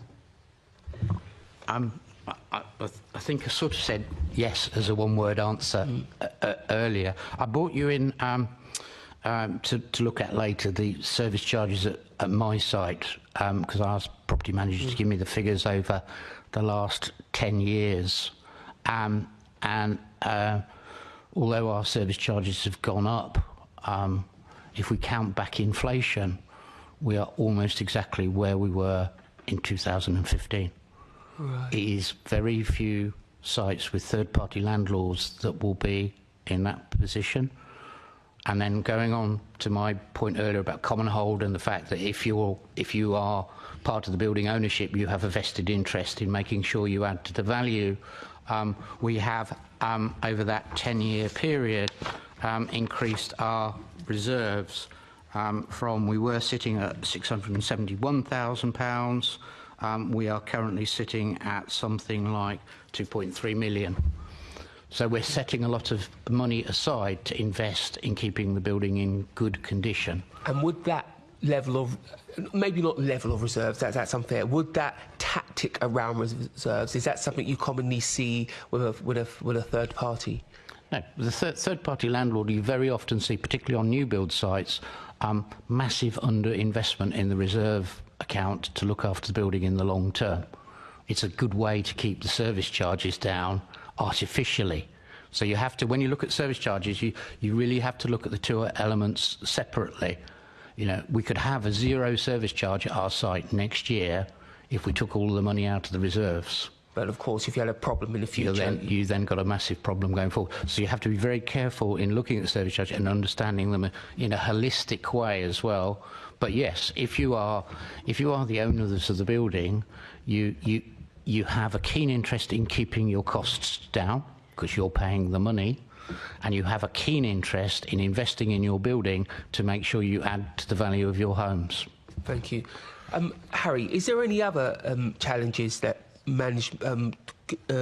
resident management companies face or that residents have brought in their own manager? Is there any particular issues they face? Well, I think you've just got to make sure that there's good governance. You know, you've got the Articles of Association. The fact is, the sector side will always say residents will fall out like rats in a sack. That is a democratic system. Yeah, there'll be tensions in any communal setup. The reality is, so many surveys have shown you've got much higher levels of resident or leaseholder satisfaction under resident management companies or right to manage. So it seems like a no-brainer, and we're finding with our supporters, on average, about 20% saving if they do right to manage. We've even seen 35% savings, because what they also do when they're not in London, I know we're here in London today, they go for local contractors. You know, guys in Swindon are not getting people coming in from this capital. So that is a great thing. And I think even in London, people can go for super local contractors. You've just got democratic oversight, which you just don't have with a third-party landlord. But I think there is an element of, there's a big thing, and maybe we'll come on to it next, is there's this big push to get managing agents regulated. What we say to that is leaseholders need liberation before any more regulation, because we need to learn from the Building Safety Regulator and the Building Safety Act. That was supposed to protect the leaseholders. It's basically surcharged service charges. There's been work by Endar Cladding Scandal, The Telegraph, saying actually all it's done is increased compliance costs, which then get dumped onto our service charge. And obviously you know why they're pushing for regulator of managing agents. It's to stop a market from emerging, where obviously there'll be competition. Because at the moment we don't have a market. The freeholders are choosing the managing agents, and they're only there to extract as much money as possible out of the buildings. And the managing agents are not incentivised to provide a good service, because their clients... So you're saying, why would a regulator stop the formation of a market? Tell us. Because there'll be barriers to entry that will be emerging. New companies that want to set up, maybe ethical, maybe set up by leaseholders themselves, they're going to have reams and reams of stuff to comply with. And I'm speaking to leaseholders that are already starting to set up their own managing agencies. What would you say to someone who said managing a building is complicated, expensive, has great liability around fire safety for one thing? What would you say to someone who said we do need someone to make sure these management companies actually understand what they're doing? Because this for some people could be financial ruin or could mean death. Surely a regulator would help that process. The concern is that you run into regulation, you then bring up massive new costs on leaseholders. It kills flat living in this country, which is what's happening in the Building Safety Act. But beyond that, you're basically saying you're not trusting consumers to appoint their own managing agent. And for that, it's really important because look at other regulators. Many of them, they're ineffective or they're captured. I'm giving an example here, the Financial Conduct Authority. I wrote a piece about their situation on building insurance commissions. They were the FSA back in 2005. They did an internal review on leasehold building insurance commissions. They never went any further. They thought it was a potential emerging scandal. It then took Michael Gove to put a gun to their heads to say, inquire, investigate. Then they finally came out. That was 20 plus years later. I think that's a real concern. You look at other jurisdictions in the world, they don't have full-blown statutory regulation of block managers. Even Australia, which obviously pioneered common hold with strata title, speaking to people over there in New South Wales, they laugh at the idea that the regulator is a magic bullet. They've just started to strip one managing agent owner of a licence. Do we believe, as talented as civil servants are, should civil servants and bureaucrats be the ones deciding who are good managing agents? And the reality is all the regulation in the world is not necessarily going to stop bad behaviour, and you've got to let the market weed out the bad performers, because at the moment there isn't a market. I think that's really important. A lot of leaseholders you speak to, they're so unhappy with a lot of the managing agents out there, they're now setting up their own managing agencies. Then you ask them, do you think Lord Best would work, that regulatory scheme that everyone's pushing? They laugh. They say, if the government hasn't actually got rid of leasehold, good luck policing cowboys. And actually it's better for the market to work its way through. Then obviously if there are massive scandals with managing agents in 3 to 5 years from now, then we look at regulating managing agents. Don't do it in tandem, because it's being used as an excuse to draw this out, and all the managing agents that do not work for paying leaseholders want to be accountable to a regulator, not to the residents. So that is a really big issue, because what we're going to see is capture of the regulator, or a regulator that is not going to enforce things. Okay. Is there a final brief? No, my final briefing is to say back to you, Chair. Oh, okay, wonderful. Assembly Member Cooper, please. Thank you. I think you indicated on. Okay. I think you've touched on this a fair amount, but originally I was supposed to be asking you what is missing in terms of data collection around service charges, and will the changes in the Leasehold and Freehold Reform Act give us the transparency that we need? And that's to you, Martin. Is there anything you want to add to what you've already said? Oh, a lot, I'm afraid, because it's data. I was in a meeting this morning and we were discussing just this, and how we get effective data into the market. At the moment, there is no system to help inform consumers, and we have to get one in place as part of the 24 Act. We have to get it in place as part of the common hold system, because unless you have a valid means of knowing what the comparators are for the work that you need done on your site, you don't have any easy means of testing whether the 3 suppliers you happen to have chosen are likely to be giving you a good price or not. So there is a lot of work to do in that area. So specifically data about what? I'll keep going for a long time on this one unless you're careful. Right, the most important information is accounting information. You also need more relevant information on your lease An awful lot of leaseholders have got no idea what the provisions of their lease actually say, and that is utterly, utterly ridiculous. The whole problem goes away once we get to common hold, because we have a standard system. But whilst we've still got leasehold, we need that.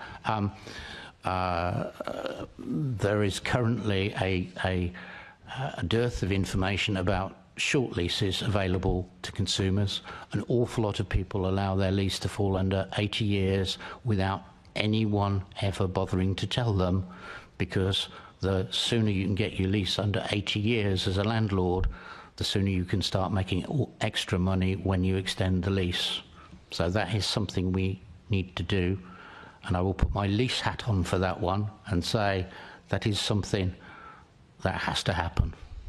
Okay, well, I seem to remember sitting not here in the old place and talking about why don't we just get common hold done, yes, using the expression that the then Prime Minister was using about Brexit.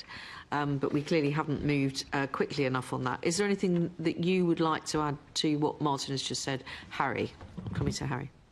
Yeah, I'm more dubious about the 2024 Act in terms of providing that transparency. There was a big row that blew up just after the Act had passed, sadly. It had basically gone past the eyes of lawyers, or maybe the ones for the freeholders kept quiet for a reason. But basically what's happened is that they've decriminalised the withholding of service charge information. Now, this is a right that goes back to the 1980s. And when it got obviously picked up, there was a huge amount of backlash, including from someone sitting on this panel here. And the argument is that when you've got very powerful landlords, you've got to get the incentives right. You don't give them some civil penalties. In a tribunal system, they manipulate every week. Some of these same landlords are in and out at the same time, every week, different blocks. You don't decriminalise something. And the argument is... OK, so you're kind of answering my next question, which I'd like you to roll up into what you're saying now, which is how common are unreasonable service charges then? Endemic. And the reality is that if every leaseholder wanted to litigate on this, they'd be queuing around the whole British Isles. The reality is that that isn't going to happen.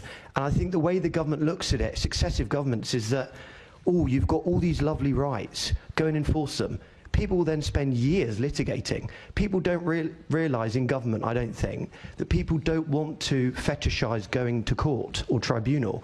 It's a very stressful process, and I have to admit, anyone that works on leasehold reform, there should be a requirement for them to sit through some of these tribunal hearings. It's a really important point. You go to these tribunal hearings. There was one a few weeks ago. I'm going to stop you there, though, because we are quite kind of pressed for time. We've got a lot of questions. We're only on about question 4 or 5 out of 20. Can I just start? I'm going to ask Martin, would you agree with Harry that unreasonable service charges are literally endemic across the board? Yeah, I think the most egregious of it actually occurs in the social sector as well. OK, so also in the social sector. The other point I just want to press you both on, and I will come back to you, Carrie, and you can pick up where you were, which is, to what extent do you think these unreasonable costs are due to negligence, or do you think they're due to deliberate overcharging? I'll start with Martin, and then I'll come to Harry. With my LK... Put on any of your hats that you wish. Definitely LKP on this one, okay. I feel. The general assumption is within the social sector it is a lack of competence. Within the private sector it is far more likely to be cynical and intentional. OK. And would you sort of broadly speaking agree with that, Harry? It's negligence or deliberate overcharging? For the private sector, it's systemic, basically. It is about making sure you can extract as much income from the hapless tenants as you can possibly do, and hope that they won't go to tribunal. And most people don't, because they've got lives, they've got jobs, they've got stresses, and that's what landlords rely on. And I think the decriminalisation point is so important. Until this Act, and if maybe Labour will not switch this provision on, but we had a right to go to and do a criminal private prosecution, and that actually worked. I won't mention the developer, it's a big London developer, and they're refusing to hand over the invoices. And a very talented leaseholder, she went to the magistrates' court, and they were going to get a criminal, record. That's a big thing reputationally, and they gave over the invoices. And this policy, that they've now decriminalised, potentially if that comes into force. There was no consultation or debate on it. And when it was raised, there was a huge backlash from various stakeholders, and it was just bizarre. If you've had something on the statute book since the 1980s, because the argument is, I've got to give them the other side a bit of credit there, they say, well, it wasn't effective.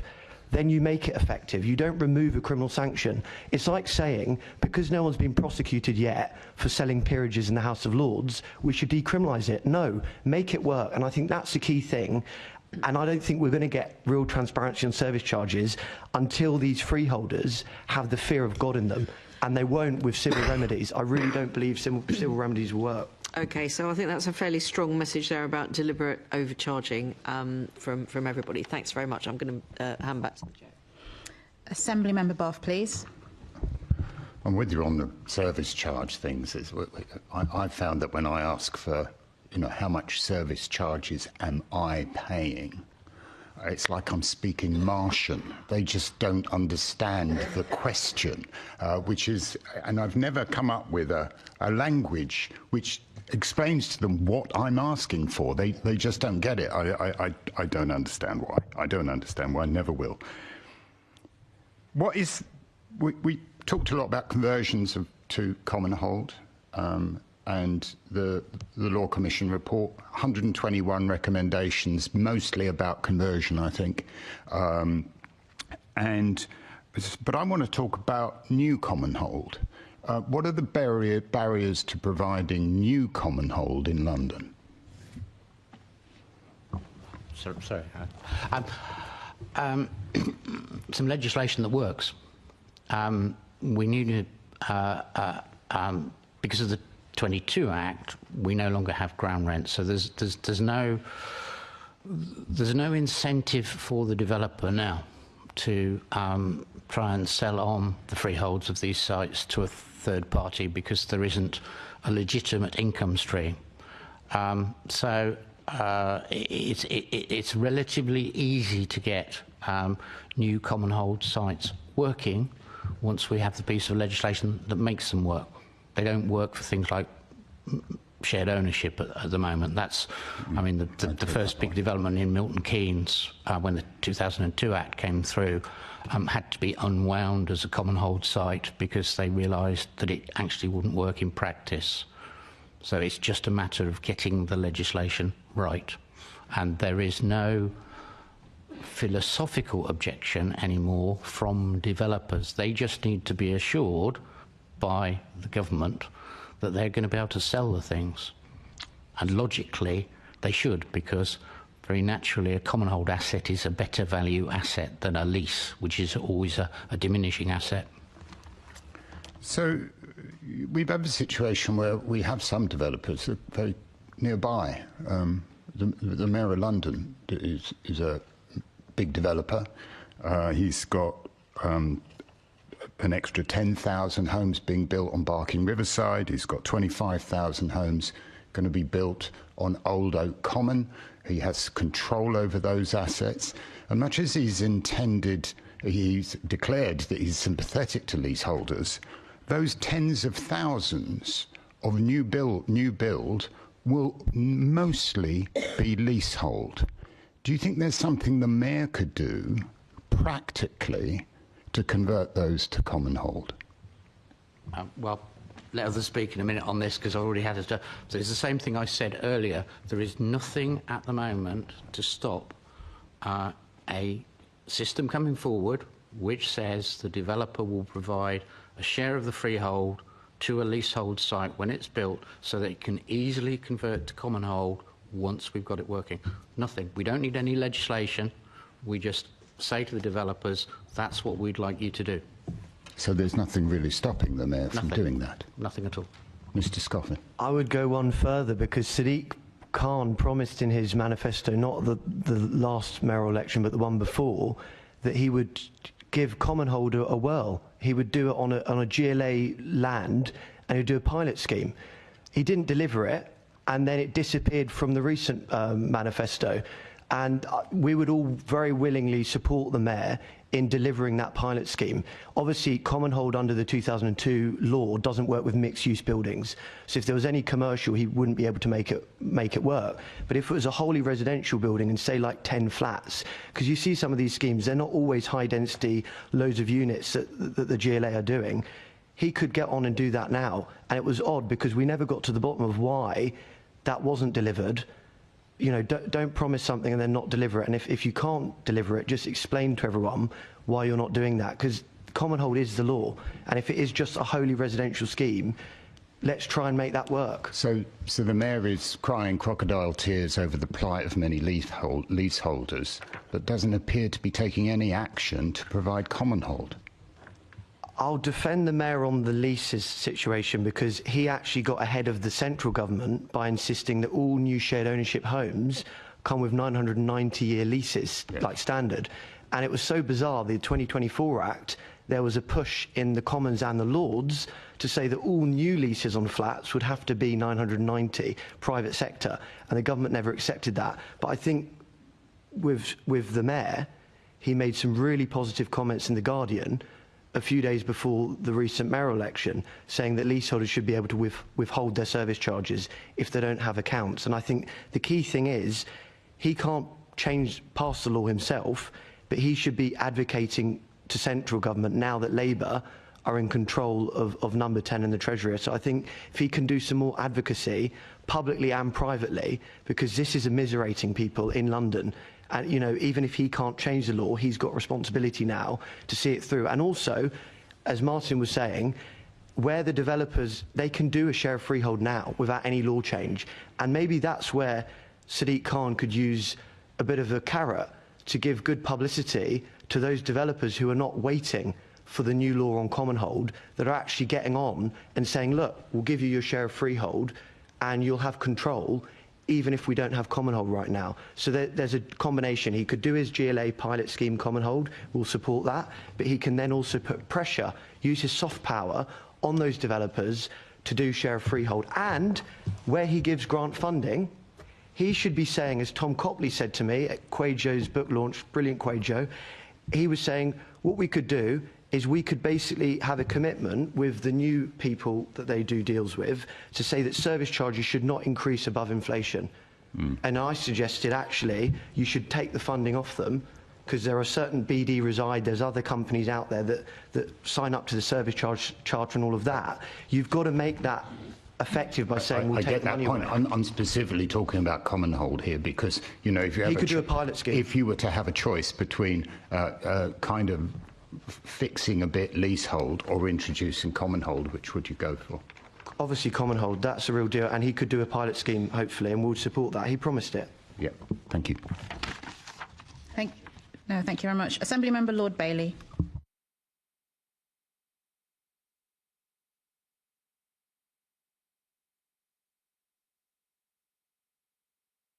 You turn my mic on.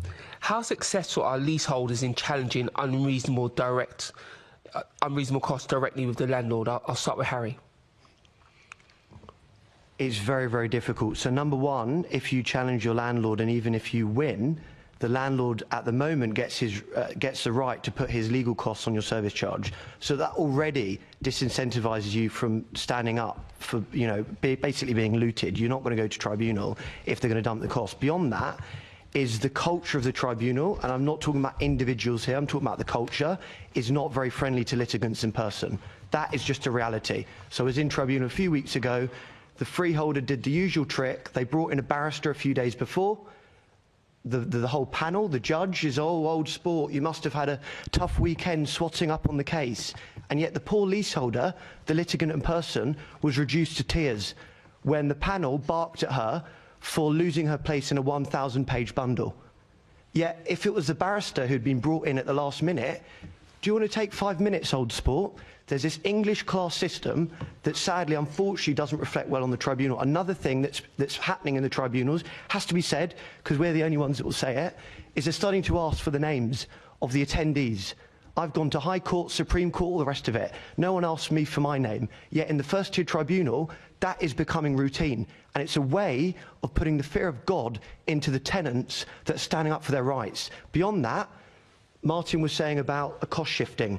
The tribunal already has power to award costs to leaseholders. Do they use it? Don't think they do. Professor Martin Dixon at the University of Cambridge recently said he'd be very interested to see the data on that.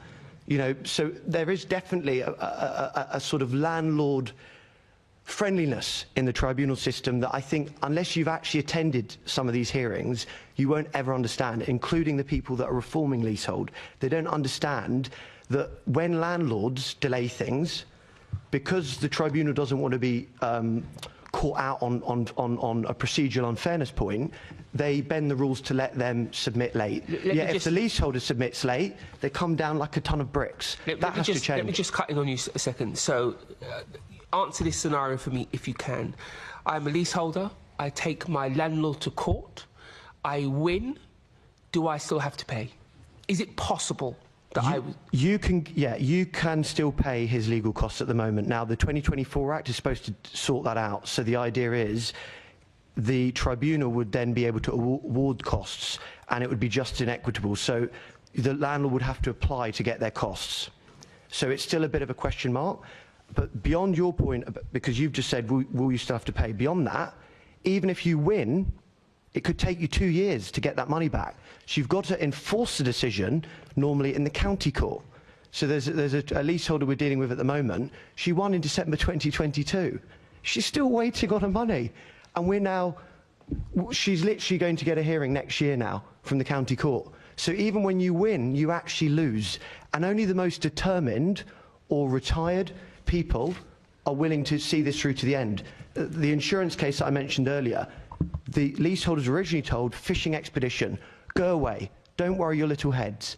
They then spent 4 years, 1.6 million on insurance commissions. So it's a systemic thing, and the tribunal, I understand, don't have the CPR rules on litigants in person. That must change. It needs to be a lot more friendly for leaseholders that are representing, because they're up against KCs.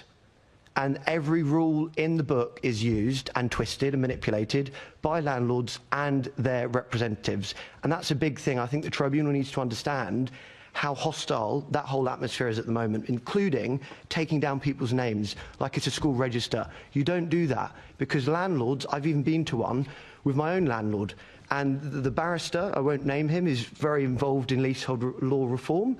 We're involved in the Law Commission as well. There was a guy who was scared about giving his name, and he said John Doe. And the whole tribunal said, we're not continuing the hearing till he gives us his real name.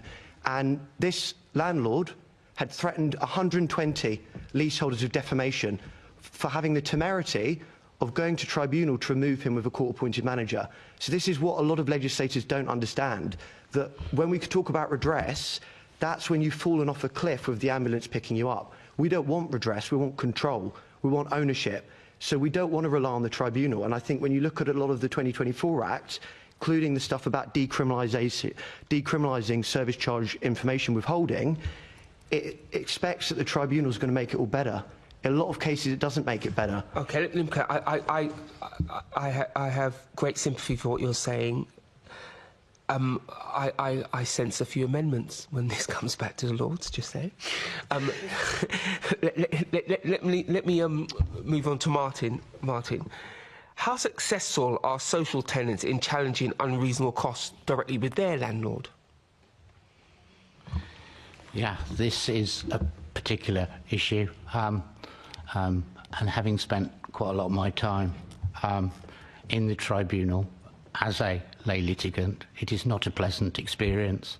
I even represented Harry's site, and the landlord spent £74,000 in an afternoon trying to stop them get a residents' association up and running. Luckily, we won that one for them, but it's not nice. In the social sector, there is one advantage that the leaseholders can have sometimes. Some of them have leases which do not allow the landlord to pass on their legal costs to the service charge. They'll still pass those costs on to the general account, so the social rental tenants will end up paying for the fact. We've seen some awful cases, and I can sort of name Southwark as a particular, They will. We sat in the upper tribunal with them, trying to overturn a leaseholder's case in the lower tribunal, where she'd won. She was very, very dyslexic. We helped find her a pro bono solicitor and barrister. The landlord arrived with what is possibly the country's best leasehold KC, and 6 members of their staff, including their internal legal team. It was an utterly, utterly unfair system, and Southwark won simply by using legal might, and that happens time and time and time again. That's very interesting. I'm going to make a personal plea that you and I and you speak again, because when this comes up in the laws, we will be making representations around this particular thing, because it sounds horrific. And I've been in a legal situation where the weight of the world is placed on you by a KC who knows what he's doing, and it becomes about their knowledge of the law, not their knowledge of the case. Yeah. Okay, thank you. Back to you, Chair. Thank you. To all three of you, actually, but mainly Martin. So we've talked about tribunal data and reasons for people going to tribunal in the first place. So if you have any data that you can share with the committee, for be it leaseholders, shared owners, or kind of, again, from your perspective and your campaigning and advocacy, that would be really helpful from all three of you. And I do think we've touched on whether or not we think it should be easier to take people, freeholders to court. So I think that's fine. So we've been jumping around a bit. You've naturally answered a lot of the questions that we do have. So apologies for that. So is there anything in addition to what you've said about the circumstances that leaseholders and social tenants who can't afford their service charges or any other leasehold costs, what happens to them? Kind of the worst case scenario situation, I suppose. That's to all three of you. Throat open. Let's start with Sue, because we haven't spoken to her for a while, and then we'll go to Harry and then Martin. I just want to touch very briefly on the previous question, because of course shared owners as recipients of social housing also have the option of the Housing Ombudsman, and the Housing Ombudsman recently published a report on complaints in which it clarified that service charges is the 3rd most commonly complained about issue for shared owners, whereas it's 5th for social tenants more generally, so residents more generally. So the Housing Ombudsman is, I think, a useful source of information about the nature of complaints about service charges and the degree to which they're upheld and for what reasons. So yeah, that's really helpful. I just wanted to flag that up. And sorry, could you just...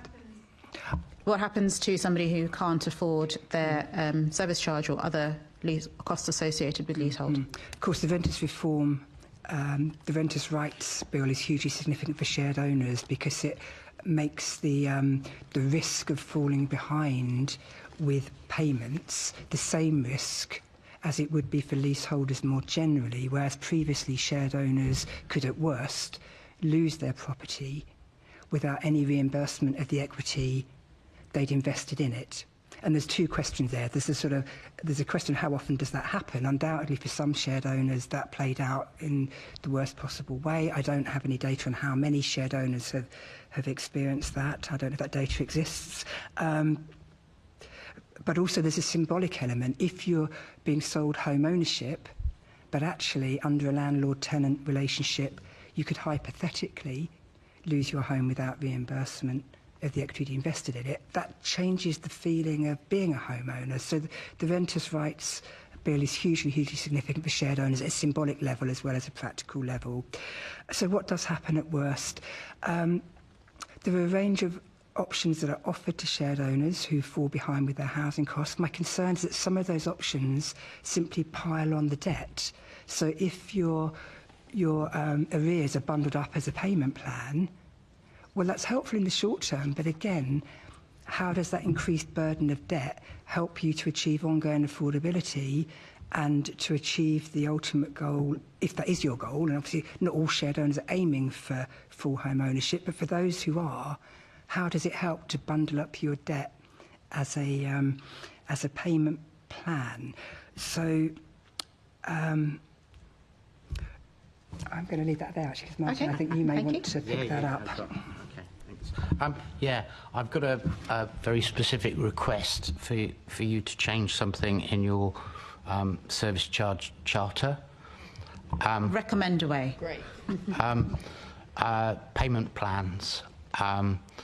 It is fairly standard for social landlords to allow payment plans, but they do something rather naughty quite often.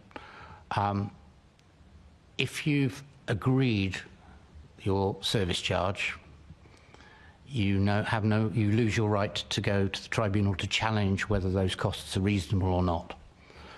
So what the social landlords do is to put a clause in your payment terms which says you are agreeing the service charges. So there is no reason to put that in there, and it would be very helpful if your charter said specifically you should not put this in there. Thank you. That was a question I had later for you. That was really helpful. Is there anything else you wanted to add before I go to Harry? No. Okay, wonderful. Harry. Well, obviously, the worst case situation is forfeiture, where the whole home is seized and you don't get any compensation. And I know that there's this argument about it's technically rare and there's like 80 to 90 cases a year. It's a threat of forfeiture that basically forces, hapless tenants into paying these, bloated service charges. But beyond that, we have cases where people have gone into lifelong debt now because they just want to sell the thing to just get out of the service charge. Then you've got others like a 78-year-old military veteran who went back to work at Morrison's because he couldn't afford his service charge. You've got people that have become accidental landlords to live on houseboats because they can't afford the service charge. I think it's a really important point. I think everyone looks at leaseholders, it's a separate thing. It's about people that have bought a flat. It's affecting rental tenants too, because when service charges go up, sad to say, your rents get hiked too, because your buy-to-let landlord has a landlord of their own, and they have to protect themselves against the freeholder overcharging. And that's the reality. This is why I think renters need to get their heads in the game on leasehold, because leasehold is the first rung of the property ladder, and even if they can't ever afford to buy a flat, they're affected by leasehold by living in the block. Beyond that, they're affected by poor maintenance.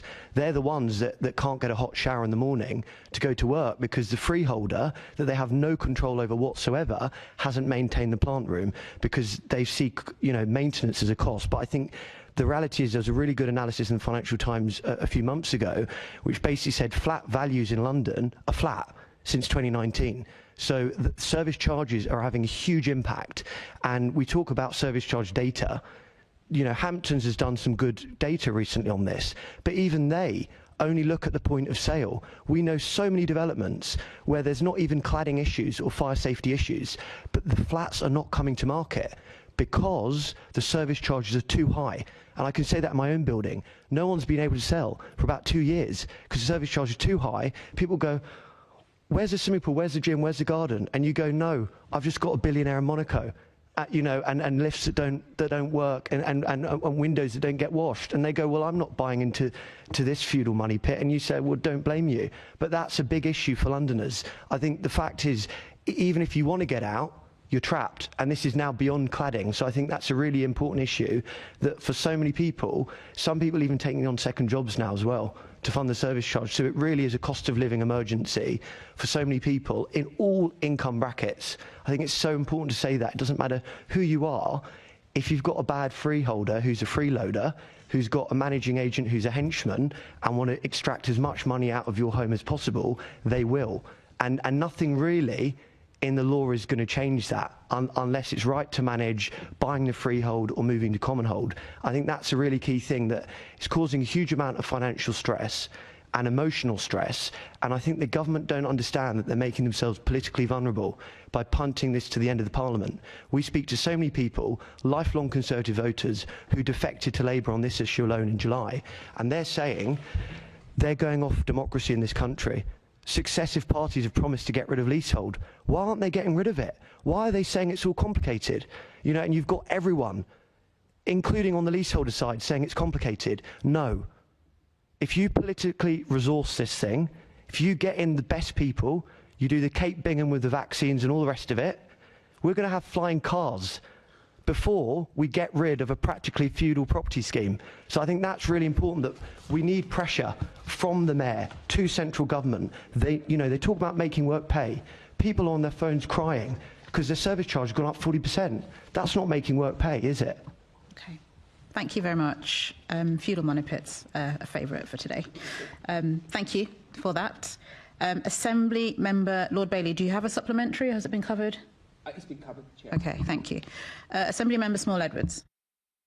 Thank you, Chair. I'm still on service charges. I just wanted to know how much, if we have any data on how much they have increased in recent years and what you think the main drivers are of that.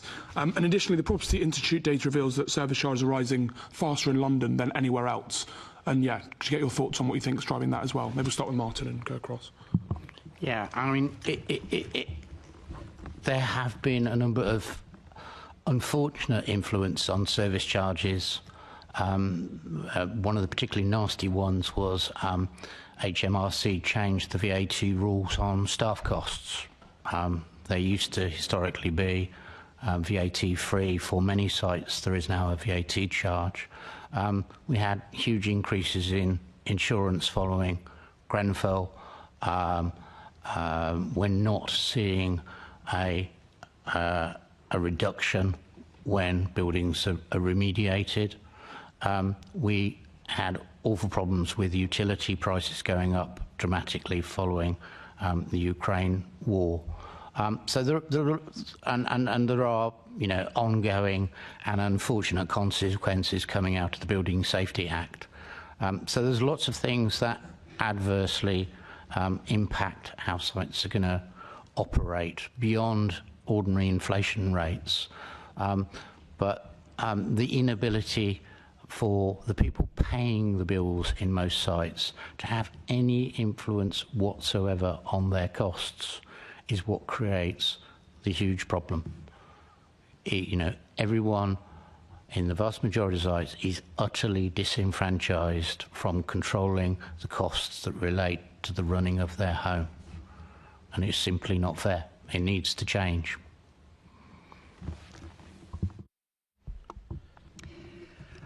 Shared ownership can be delivered as flats or houses, and research suggests that houses tend to be more affordable for shared owners than flats. Obviously, we're talking about London shared owners, where shared ownership will largely be delivered as flats. So I just wanted to flag up the scheme may work better in other parts of the country where it's delivered in the form of houses.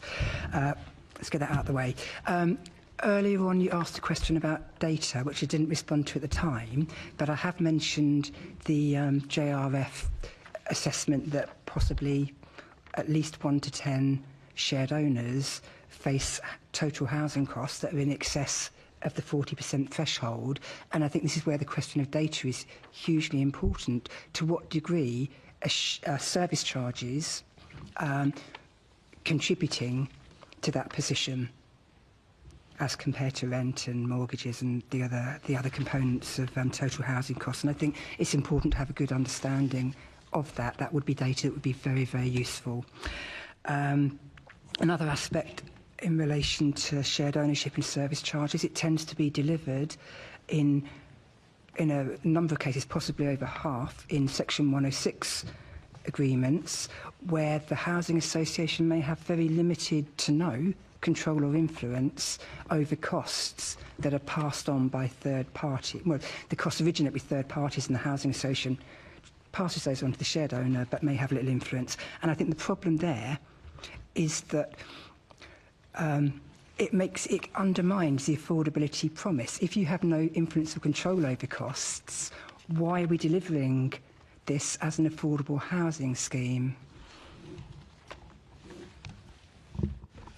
Yeah, I think the key thing is it goes back to the system itself, because the person that's paying the bill has no control, and you've got a third party who's there to extract as much fees and rents out of the captive homeowners as possible, tenants. I think the key thing is you've just got to give people control. And your committee back in 2012, they found in their own report that there is evidence that some large property companies have awarded contracts to subsidiaries of their own company at inflated prices. And then it talked about complex structure of interrelated companies of quasi-biblical proportions. And you've got the Law Commission that said the interest between leaseholders and landlords or freeholders or building owners, whatever you want to call them, are diametrically opposed, and consensus will be impossible to achieve. And what's interesting is, obviously, I heard you referring to the TPI for the managing agents. They put out service charge index. Hamptons do as well now. But it's the way they write it up is very vanilla. It's almost as if to say, oh, it's inflation, oh, it's the Building Safety Act, and not actually saying what the elephant in the room is that this is being gamed, service charges, in an industrial way, and this is a multi-billion-pound industry in other people's homes. And I think it's easy to forget that when you look, and I think Hamptons, they have come out and said 7.6 billion leaseholders were paying in flats last year. That is not normal. That is not for the cost of upkeep. That is commissions. Beyond that, it is also phantom invoices. So we know with a lot of our supporters, freeholders are charging for services that were never even delivered. And also, it's the markups, it's the phantom invoices, that will go with common hold. And I think that's where the pressure is. We don't want to faff around with leasehold. We need to move to common hold, get rid of leasehold. But if you leave it to the end of the Parliament, we're going to be where we were with the Tories, where we get a very thin bill at the end, which has clearly been lobbied for, and it doesn't actually deal with the root issues. And I think that's where Labour needs to prioritise this. The Mayor of London needs to put pressure on his own party in central government, because that's what we want, control and ownership, like they have in Scotland and the rest of the world. So it's just very frustrating, because I've read all the great work your committee's done over many years. Steve Connell, I think, Jenny Jones, Umesh Desai, all the same issues. Let's just give people control, because what's going to happen is that voters are going to fight back at the next elections. They really will. They'll go to extreme parties as well. I think people are missing that if a government can't protect its citizens from what in a lot of cases is fraud, what is the point of the government? I think that's a really important point. People are looking at other parties outside of Labour and Conservative on this issue because they feel this is a cost of living thing. And it's like legal cheating, what's going on here. And it's just unbelievable that you've had so many committees, as brilliant and talented and caring as you all are. Why are we still having more committees on this? Why can't we just deliver it like the rest of the world? I think that's the thing. Service charges is ruining people's lives. Can't we just give control to the people paying the bills like they do in the rest of the world? I just don't understand it. Why we even need to collect data? We shouldn't need to if we're in control. We're not going to rip ourselves off, are we? And I think that's the real worry, that we're going to be policy lab rats, and I'm going to be like Martin Boyd here with greying hair, and I'm going to be advising you all. No, but it feels like that. We're going to be policy lab rats forever. We just want this system abolished. We don't want to create more jobs for quangocrats. We don't want to, we don't want to just allow freeholders to still exist. They need to go. Why are we making it so complicated? I just don't understand it. Look at assisted dying. That was complicated. They've rammed that one through. Why can't you give us control? I just don't understand it. Why? Is it because of some billionaires that fund the parties? What's going on here? Is it because of lobbying? I just don't get it. Even the insurance stuff, the decriminalisation of service charges, the withholding of information. Why wasn't that discussed? Not here, but beyond this area. Why are we going round and round in circles? Reform is a dead end. Every act that they pass Parliament overrides another act. There's a loophole here, there's a loophole there. Why can't we just give people control? I really don't get it. And Labour, the government, like the Tories before, are making themselves so politically vulnerable. Honestly, there's going to be a reckoning. There really will be. And it's just, I just don't understand it. Harry, I'm loath to cut you off mid-flow. No, but I just don't get it. No, it's not that complicated. The passion is very, very apparent. I thank you for that. But I'm just keen that we... But if there's anything in addition afterwards, everybody's welcome to write in. So if I could just move us on, is that... Yep. Assembly Member Garbutt.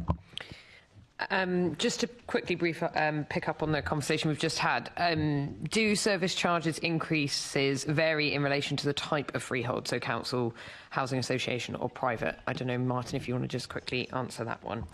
Another one.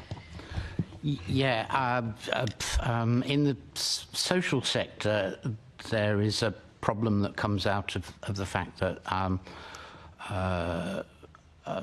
lots of local authority landlords don't have sinking funds, reserve funds, and also what they tend to do is their primary interest is in the maintenance of their estate, not to be particularly interested in the flats in an individual block. And that can often result in huge major works bills, you know, and it's common to see bills in excess of £20,000. It's sometimes up £50,000, £60,000, and they are utterly unaffordable for anyone who lives in those buildings. The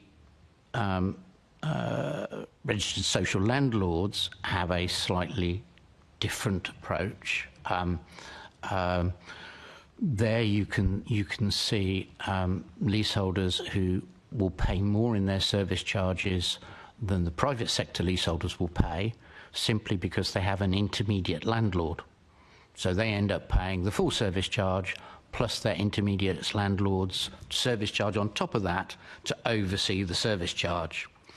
And then in the private sector, it is the Wild West. If you've got resident controlled developments, mostly they work very well. There are unfortunately the odd exception.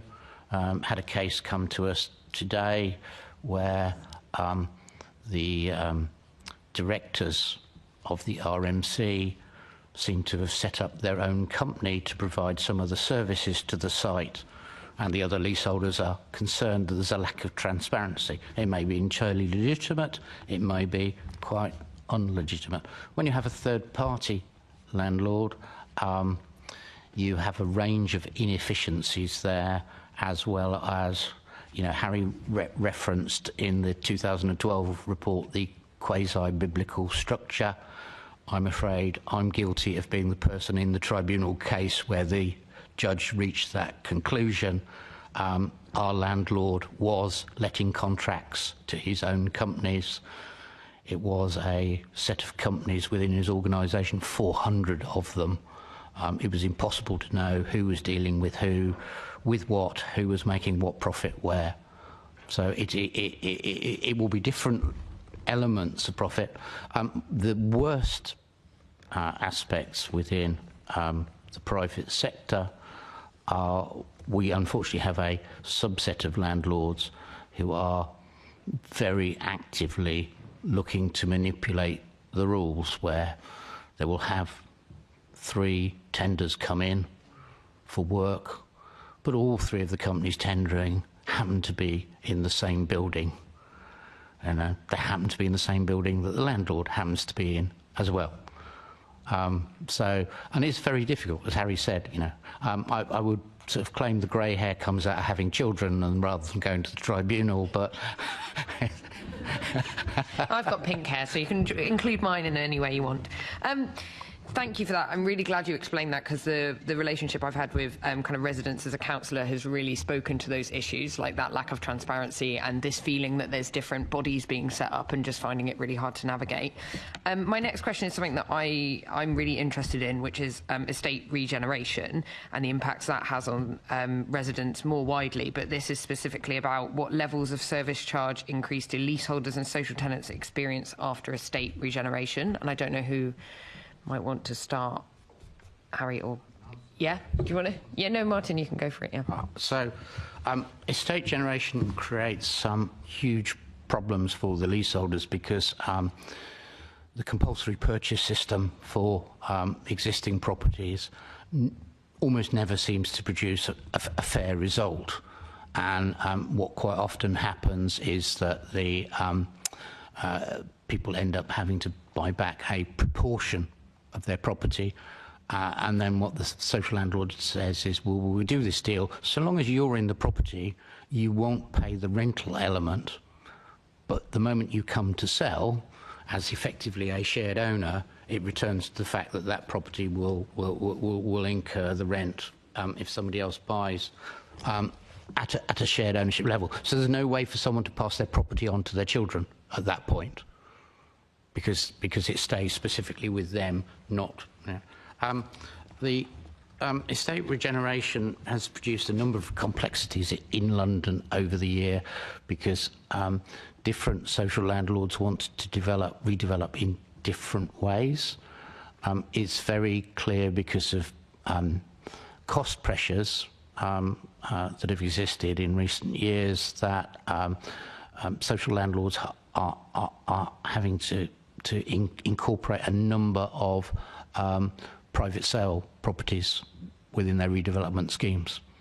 So they may sort of produce denser housing, but the proportion of social rental housing will go down substantially.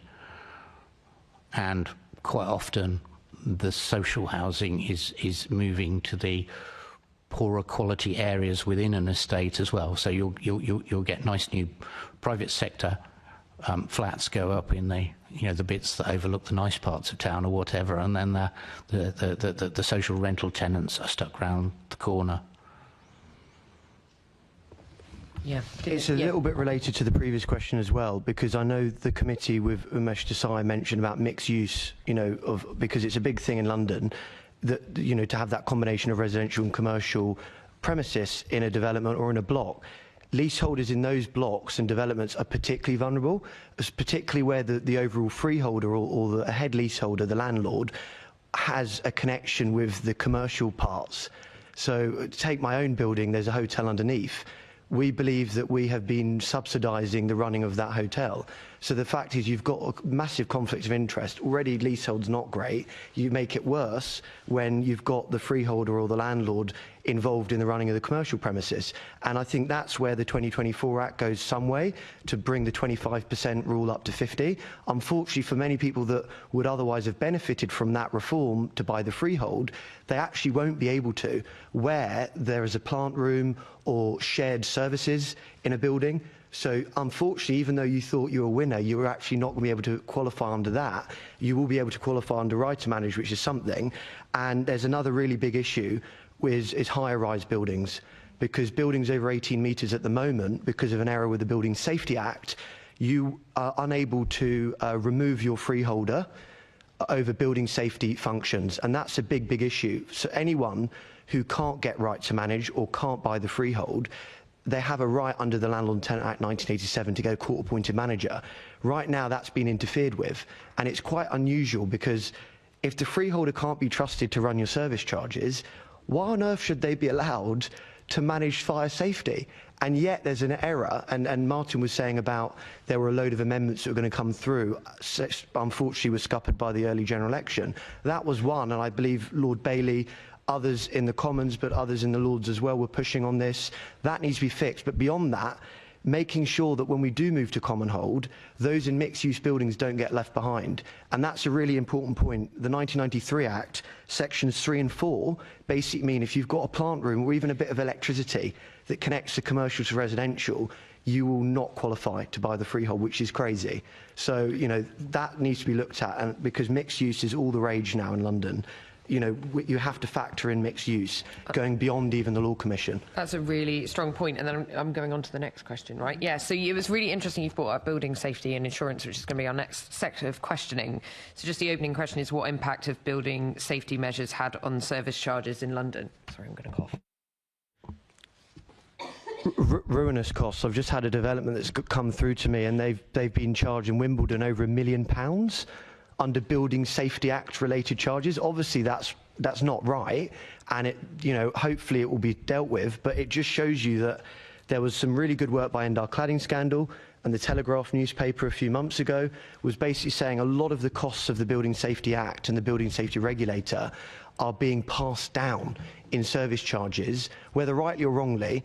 And I think at the time the Housing Minister, Lee Rowley, with the head of the Building Safety Regulator, had to write the sort of grovelling letter to industry to say, look, we know we've dumped a load of regulations on you, but don't completely loot leaseholders, don't use that as an excuse. But I think that's what's happening. So I think there is an element, before we rush to regulate managing agents, we need to look at the costs of the Building Safety Regulator, obviously set up in a noble fashion, after Grenfell, 72 people died, but we've just got to make sure who's paying for the costs of all that regulation, and is it being used to monetize service charges even more than they have been. I think that's really important to strain that, as well, how does the Building Safety Act now interact with leasehold reform policies? And I think that key thing about anyone in a building over 18 metres can no longer get rid of a rogue freeholder for building safety.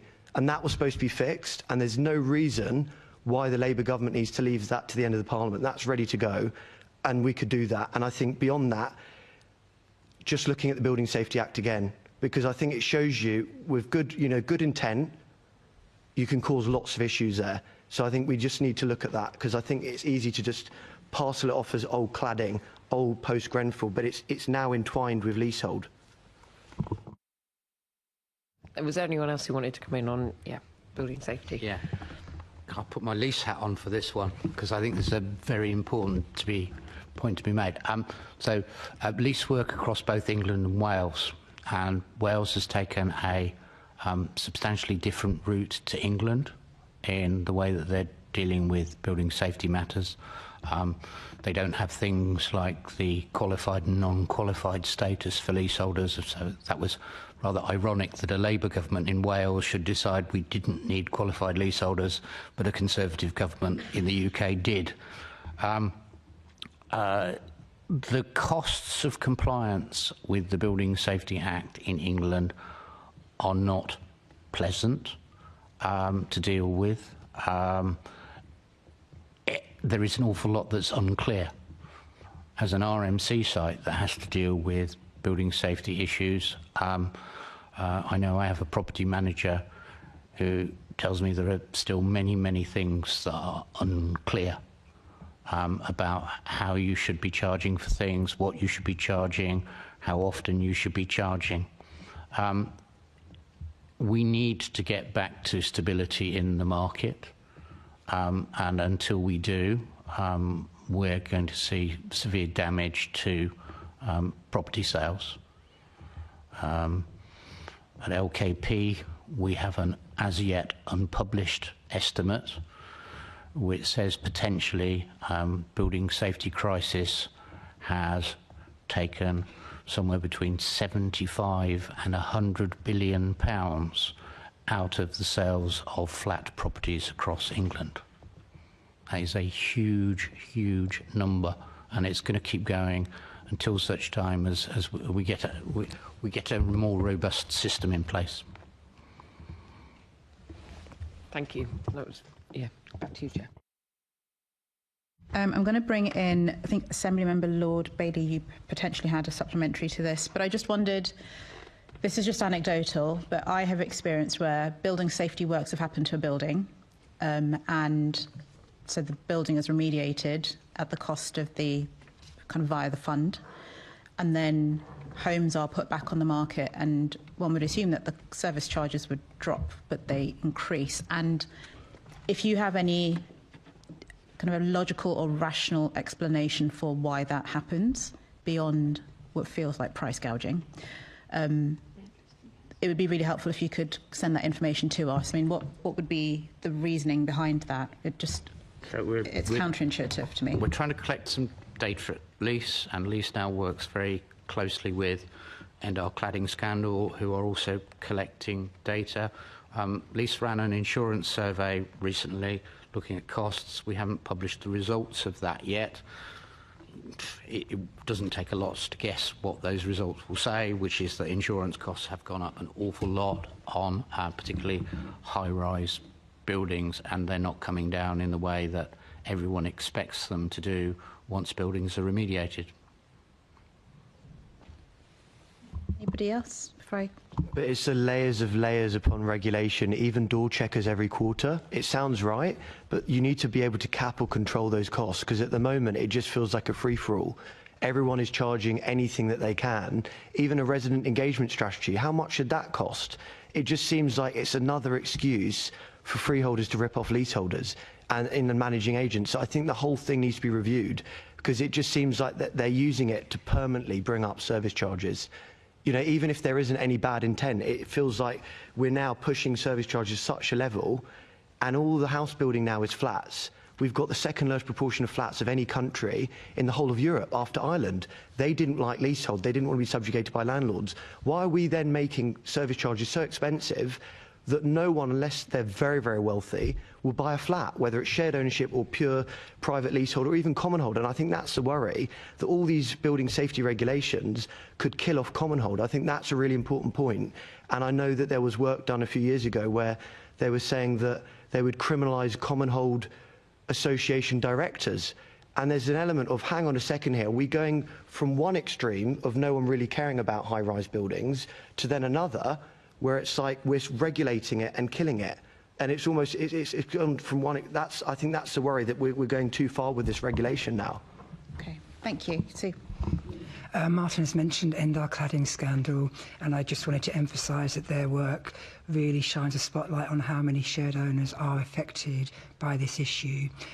Something that the campaign has also been shining a spotlight in is the question of distressed sales, where shared owners aren't able to access buyback and they're resorting to distressed sales that ultimately are a very adverse outcome for people who are maybe making a loss on sale as their only route out of the situation.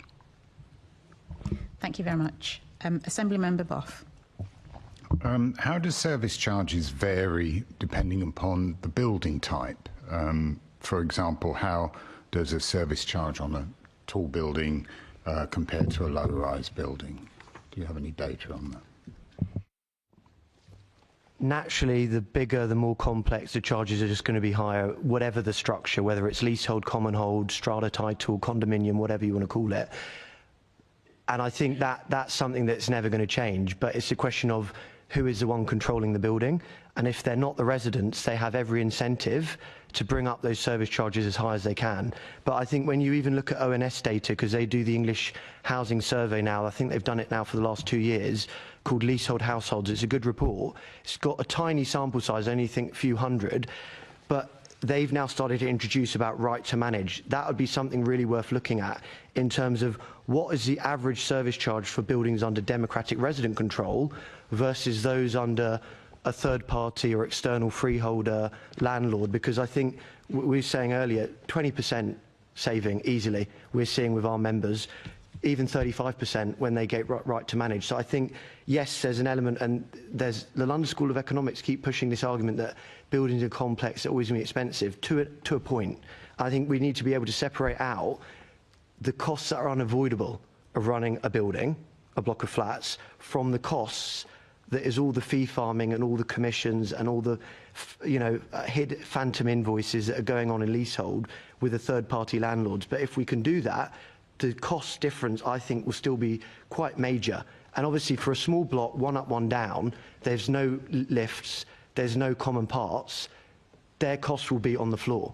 But even Hamptons came out this year and said that in 10 years' time, there'll be no flats in the whole of England with a service charge of less than £1,000. So that will go extinct soon. And that's not always to do with freeholders, but a lot of the time it is. The BBC did good coverage the other week, Tara Welsh, and you were seeing these houses that were converted into flats, 2 units, and the service charge £3,000, £4,000, £5,000, £6,000. That can't be for the upkeep of the block. Could you say that the more complex the building, the more opaque the charges are? It depends on the freeholder, but that would go with the territory, yes, especially if they are linked to the commercial premises. Or that, yeah, the more complex the building, there are more cost centres associated with that building, and there are more areas to hide things. 100%. Just a small supplementary here, a slightly different tack.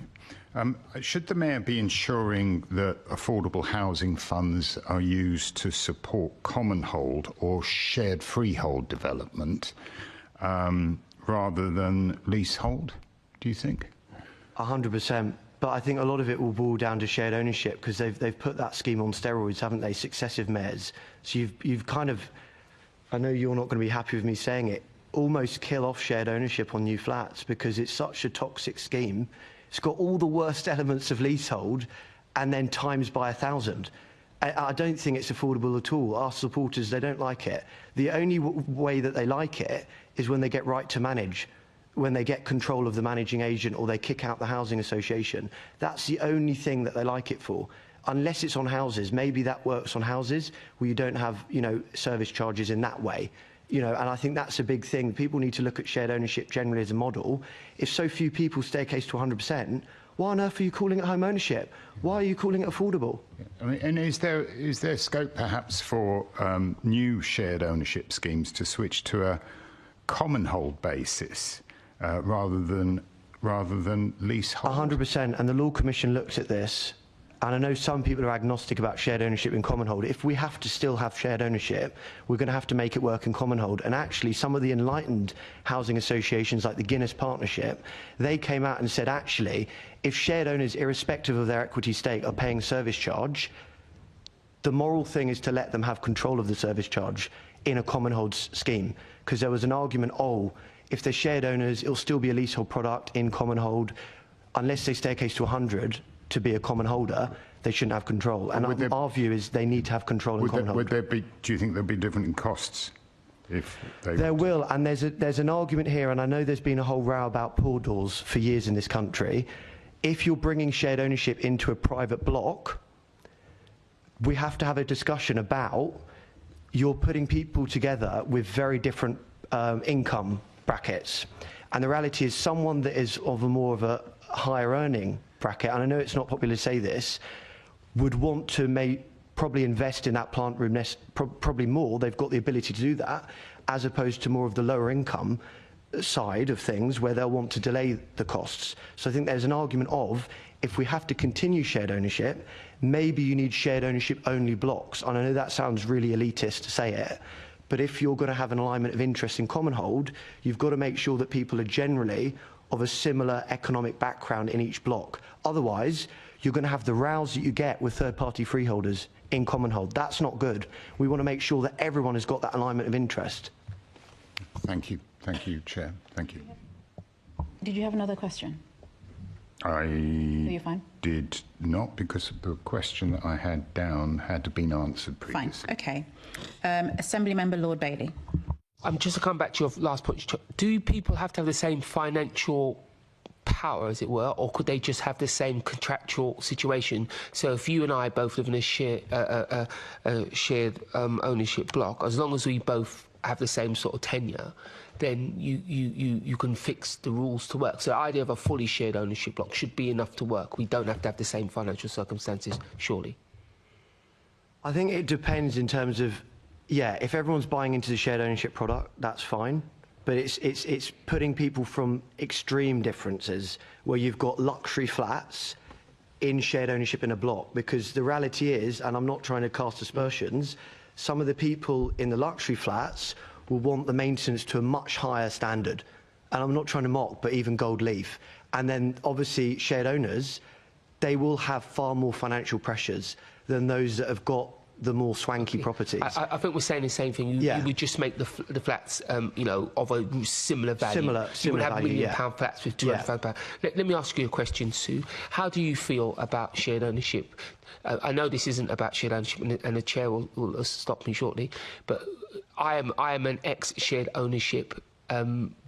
Owner, as it were. I would not have been able to get onto the property ladder without that. I certainly wouldn't have been able to buy the house I've bought now, because I'm now doing Help to Buy, but whatever. How do you feel? Do you think it should be abolished, is the question I'm asking? I think the debates about shared ownership can become very polarised. So on the one hand, you've got the sector saying it's a great product. On the other hand, you've got people who've been through the experience of it saying it's a scam. I hope it's been evident from answers to previous questions that undoubtedly those shared owners who say it worked for them, we hear that over and over again, but there are a lot of people who've had very adverse outcomes. We've been talking about data earlier on. Data is key. We need to understand who it works for, who it doesn't work for, and then whether the people it does work for are the best use of subsidy. So I think it comes back to data. We need data. We need data to answer that question. Thank you. This conversation has made your point make more sense to me. Chair, back to you. Okay, before we move on, we actually have another guest online. I just wanted to ask you, so the Mayor of London, through the AHP, will fund homes for shared ownership, and a housing association will develop them and make that sale. So the data that you talk about of who is moving in, I wonder if you know where that data is, like who knows who's living in the shared ownership building, basically? Or is it just the grant is handed over and somebody moves in at some point and that's it, that's the end of the contract? I think over the years, numerous people have commented on the paucity of data about shared ownership. Now, we have to be realistic about this. It's not possible to collect data on every aspect of the tenure, the nature, the characteristics of the households, the relationship between, you know, it's a house or a flat, it's somebody who's coming in on a 90,000 income, or it's a household that's coming in paying for a share with cash, maybe from the sale of a family home, and then reliant on, you know, welfare benefits. There's such a diversity of households coming into shared ownership, mixed up with is it a house or is it a flat? Is it an urban area? Is it in a rural area with a staircase and cap? There's an awful lot of aspects to consider here, and it's not realistic to capture data on all of them. There's a challenge there, but we need some data, because it needs to be targeted towards the people it works best for and not targeted towards the households where there is most likely to be adverse outcomes. There has been some research over the years. So there's a starting point for looking at who it works best for and who it doesn't. But I think we've touched on service charges. I think we know that it's likely that people are paying more than 40% of their incomes, and that over time it's increasingly likely that people will be paying. Some households, again, I come back to the complexity of this. If somebody comes in and they're beginning of a career, they're a high-flying professional, they may keep up with the escalating charges. So again, we need to be understanding, does it matter if you come in as a young person or maybe you're coming in as a retired person? There's an awful lot to look at. I don't think I can answer the question of how we begin to collect that data. All I can say is it's really important that we arrive at an understanding of what kind of data is most useful and is affordable to collect. And that's probably the start. There's a conversation to be had about what data is most important. Can I make a related point, though? The regulator of social housing is collecting tenant satisfaction measures. That's shown that satisfaction is very low for shared owners. However, in some respects, we've got big gaps in that satisfaction data, because what's not being collected is data on satisfaction with service charges. What's not being collected is data on whether people are satisfied with the scheme in terms of ongoing affordability, the financial sustainability of their home, and we're not collecting data on satisfaction with the scheme as a pathway to full home ownership. And I wonder if we were collecting that data on satisfaction, then that might help to understand where we should be targeting the hard data on what's working and what's not working.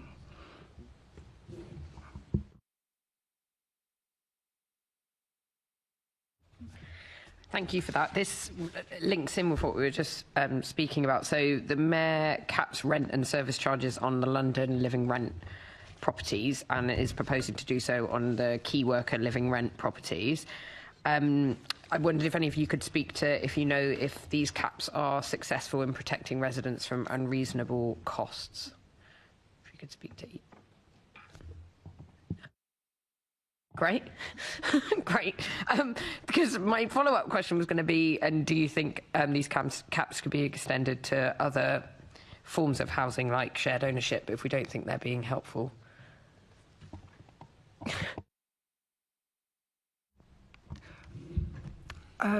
Shared ownership often is described as having capped rent, but of course, and I think people misunderstand that, if it's capped to inflation, then it may become unaffordable if inflation is high. So, and also the costs are sometimes described as subsidised at 2.7%, but that's only in year one. So when we're looking at why the costs are increasing to beyond the 40% measure that, you know, sets the affordability criteria at the beginning, it's because, to some degree, because the capping is linked to inflation. And I do wonder if the scheme would be more affordable if it were linked, for example, to wage inflation. Now, that raises a question of, does it then become viable to deliver as a scheme? And I can't answer that question, but I certainly think what inflation measure you're linking the cost to, whether it's RPI, CPI, wage inflation, they're important questions to be considering. So I'm very interested in this scheme of linking the costs of housing to wage inflation. I think that's very interesting. And it's very interesting to see if that's going to result in high satisfaction measures from people who are part of that scheme than we're seeing for shared ownership, where satisfaction is pretty low. Yeah, I think that's a really interesting point. Did you want to come back in, Martin? Yeah, we had Florey's Law passed in 2014, which was designed to cap maximum service charges. It never worked as a system, unfortunately. So we end up with a position where the social landlord will sit there and say, well, if you try and cap my service charges, where else am I going to get the money from if I can't get it from the leaseholders? And the leaseholders sit there and say, well, if my service charges aren't capped, I'm potentially living in an utterly unaffordable property. And it needs some bigger picture thinking. The fundamental problem we have with leasehold properties is there is no outside source of capital potentially. You will always get buildings where you were talking earlier about, different buildings having different sort of costs. It's accepted around the world that as our higher rise buildings begin to age, some of them are going to face some very large costs. Now, collectively, and in other parts of the world, there are systems where those sites can go out and say, well, we'll borrow an amount of money so we can spread the cost over 20 years for doing something to the building. We have nothing. In the service charge regime, you either have the money that you've collected or you don't. And I think it's one of the good things we can get out of Common Hold, that we can start to put money into the system.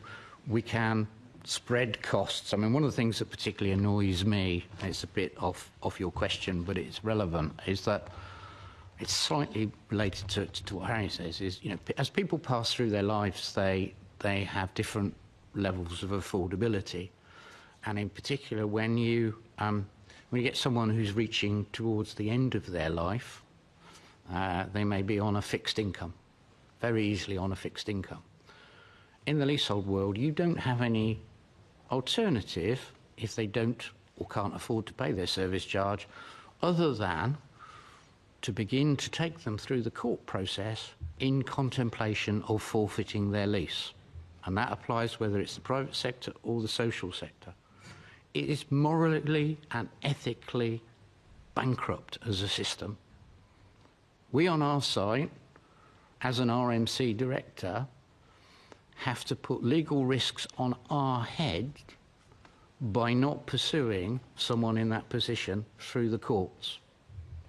There could be an argument that we have effectively waived our right to recover the money from them.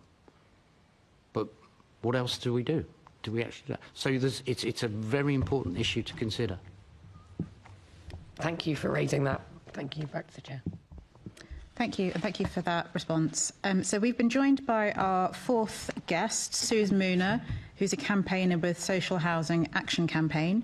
So what I'm proposing to do, we have two more questions which relate to the three of you that are already here. You're welcome to stay after that, or you're welcome to leave. Once we get to the end of those two, which Suze will also take part in, we will switch to the online meeting with her and continue to kind of go back in a little bit of a loop. The first question is to you, Suze. Welcome. Hopefully you've heard a bit of the conversation we've had about service charges and so on. I'm just wondering, I'm going to ask everybody here what impact the Service Charges Charter and Leasehold Guide for Londoners has, and how can that be improved. Somebody, I think it was Martin, mentioned earlier the changes around tribunals, but to you, Suze, we wanted to understand the same from the perspective of your campaign's work for social housing residents. So perhaps we'll start with you, Suze, and then... Yeah, thank you. Yeah. Thank you very much, and good to see you, and thanks for accommodating me at a different time. I was teaching today, so it was very difficult, to get away earlier. Just on the point, I did catch some of the, some of the discussion, not all of it. But just on the point, obviously, the guests who were in the room, Sue and Harry and Martin, obviously they're talking about leaseholders. The point I want to make is all of that also applies to tenants as well. And tenants are largely written out of the discourse. They are completely excluded from the discourse on service charges. So, for example, the representations we've been making to government, the response that we get is, but leasehold reform is on its way. So, these problems are going to be fixed. Well, we don't believe those problems will be fixed even for leaseholders or shared owners, but it certainly won't touch the problems that tenants are experiencing. So tenants are also having all of these problems, and it's often kind of excluded. It's often left out of the picture, and it is having the same dramatic impact on them, because also with these charges going up, we can't see really that it can be fixed by tweaking any one small part of the system. There is no one small fix that can be applied. There are certainly fixes that we think could make a really massive difference, but we haven't seen any of them being proposed. But we really think that because of all the interlinkages, I mean, one of the things that really comes off sitting slightly back and listening to the debate that was going on is this point about how all interlinked all these different elements are. So it's like a ball of string. You can't just pull one part and think that it's going to solve the problem. You have to look at it in a really coherent way. So just one of the things we would like to see in SHAC, and it seems so kind of startlingly easy to us. I can't understand, it's very difficult to understand why it hasn't been applied, which is a system where there are disputed service charges, because we are talking about the service charges that are just out and out wrong. The ones where people are being charged for a concierge and there is just no concierge in that block, or for lift maintenance and there is just no lift in that block to be maintained. So what we would call the fraudulent charges, we can't see them as being anything else. Invoices are put in for work that just doesn't exist, and there's a massive amount of it. And we would like to see those kind of disputed charges that the tenants or residents, and by residents we mean shared owners or leaseholders, they can pay the disputed amount to a court, as they do in, I believe it's Spain has got this system. You pay it to a court. The landlord or freeholder then who is a landlord anyway, but who has to then prove that charge is legitimate. So they have to produce a photo of the lift being maintained, or a contract to say that there is a concierge at that block, and only then would the money be released. And what that does is really kind of cast it in a fair way, because at the moment the system is so unfair. It's pay up now, challenge later, if you can get the information, if you can find legal advice, if you can get into court. So all of these barriers exist for the tenant and resident, and this will be a way of really rebalancing the playing field, really. So tenants couldn't just get out, and residents couldn't just get out of paying charges that they didn't want to pay, because they'd still have to pay them. They just pay them to the court. And the landlord wouldn't make a profit out of the service charges, which is what they're clearly doing at the moment. I don't know if that answers your question. A little bit. Kind of a bit mid-flow a bit, I suppose. No, that's okay. It does a little bit. I'm going to put a couple of questions to the panellists in the room, and then we'll continue on with our bit of service charges whilst they depart, and then continue with the rest. So we will cover everything, I promise. So to Martin, Sue and Harry, as I said, what impact, if any, do the service charges charter and leasehold guide for Londoners have, and what improvements could be made to it? And if I could maybe just add to that, what more could the Mayor do to support leaseholders and social tenants who struggle with high costs? So maybe roll those together if it's possible. Yeah. I've been involved in at least one of those documents, helping the GLS. I can't really criticise it too much. Both documents do need updating. There are missing elements. The whole set of issues about Building Safety Act, which need to be incorporated in the documents. There's one other thing and I'll definitely put my lease hat on for this one. I came into the whole of this leasehold system because I felt that resident engagement doesn't work properly.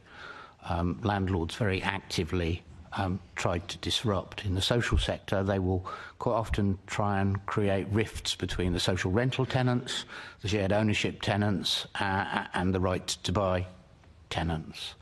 So one of the things I did when I joined Lease was to go back yet again to see if we could get better resident engagement. We've worked with the tribunal and the building safety regulator and with the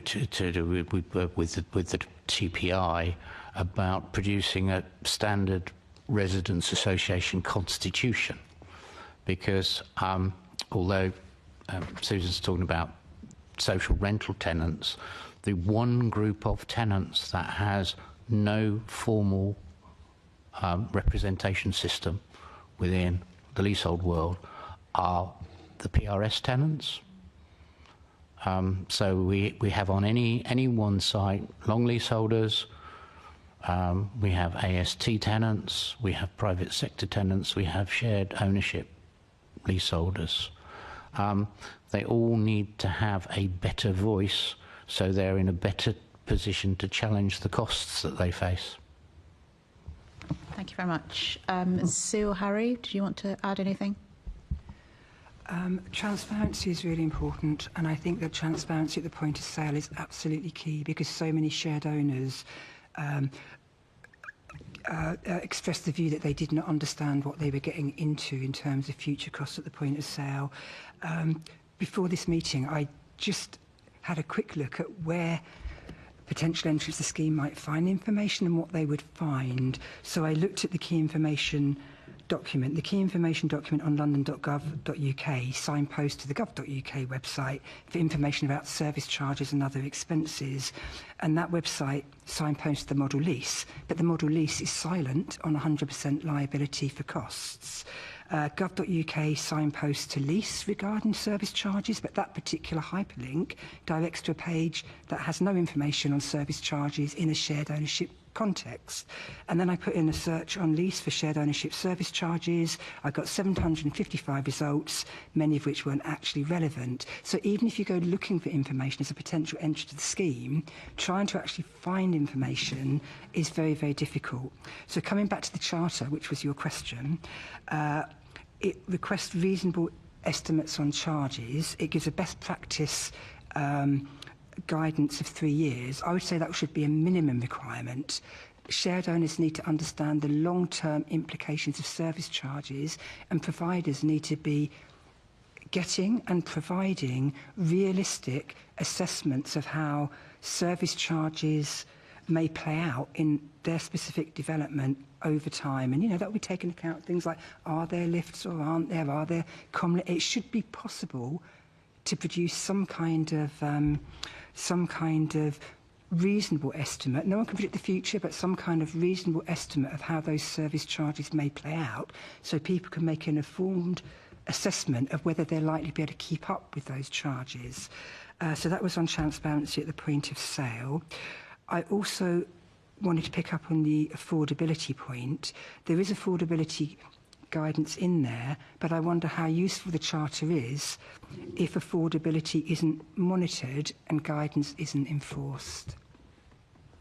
And then finally, Harry. Yep, so for the service charge charter, I think it needs a bit more teeth in terms of enforcing it. So I think when there's a delivery partner that's signing up to abiding by the principles, maybe there could be a covenant in the deal with the GLA or the mayor to say, if you don't abide by these principles, maybe if the service charges get too high, you'll have to pay back the money. Because I think the thing is, it's all about incentives. If they don't feel that there's any jeopardy for them not upholding the principles of the charter, they're not really going to follow it. And beyond that, it's going back to what the mayor can do. The whole leasehold reform agenda and common hold, many groups are being managed by the state, by the government. The Mayor of London has a unique role to convene leaseholders, to actually have town halls like we used to do 10, 15 years ago under the last Labour government. He could do town halls, not too many, but a few, to bring people together so that there's actually an avenue for people in an uncontrolled way to be able to feed into policy. Because I think that's what's lacking at the moment. There's all these groups that do great work, but they're all being very much managed by the state, by the system. Sadiq Khan has a moral responsibility there. He's committed to the Common Hold pilot scheme, fair enough. He's not been able to do it, but he's an advocate for leaseholders. Do the town halls. Because I think the reality is we need pressure on central government, and he's uniquely placed to do that. So I think that's really important, and it's not going to cost any money. And beyond that, the Liberal Democrats had a proposal, I think a few years ago now, about a support hub. I'm actually in favour of that. A lot of our supporters are, because actually, yes, the Leasehold Advisory Service want to do everything, but actually, why doesn't the Mayor have his own resource? Leasehold is all over the capital. There should be some resource there which has got a uniquely London flavour, where there is support for people doing tribunal actions, where there is a bit more raising awareness. And I think the guide as well, trying to explain what leasehold is, I think more about, not all leasehold is bad. If you've got a resident management company where it's leaseholder controlled or right to manage, can actually be a good thing. I think breaking that down a bit more, because I think right now everyone's seeing the media, everyone's panicking, and they're not wanting to buy leasehold. But I think it's the third-party freeholders that the guide could just clarify a bit more, that there is different forms of leasehold, and that, you know, common hold is obviously the best bet. We've not got that yet, but here's what you could look out for if you're looking at buying a flat. Because I think at the moment everyone's worried about buying any leasehold property. But when you explain there's right to manage, there's resident management companies, there's share of freehold, and that gives you control of your costs, I think that's good, because people aren't being able to sell their flats right now beyond the cladding. So I think, but the town halls is vital. Don't just let central government control the agenda, which they've been doing for years, you know, with co-opted groups. We need to be making sure that there's spontaneous engagement of leaseholders feeding into policy. Thank you for that. I'm going to adjourn the meeting for about 3 minutes so we can allow you to leave if you want to. You're welcome to stay, but you don't have to. And so we can just reorder the questions that we have left for Suze. So thank you very much for everything.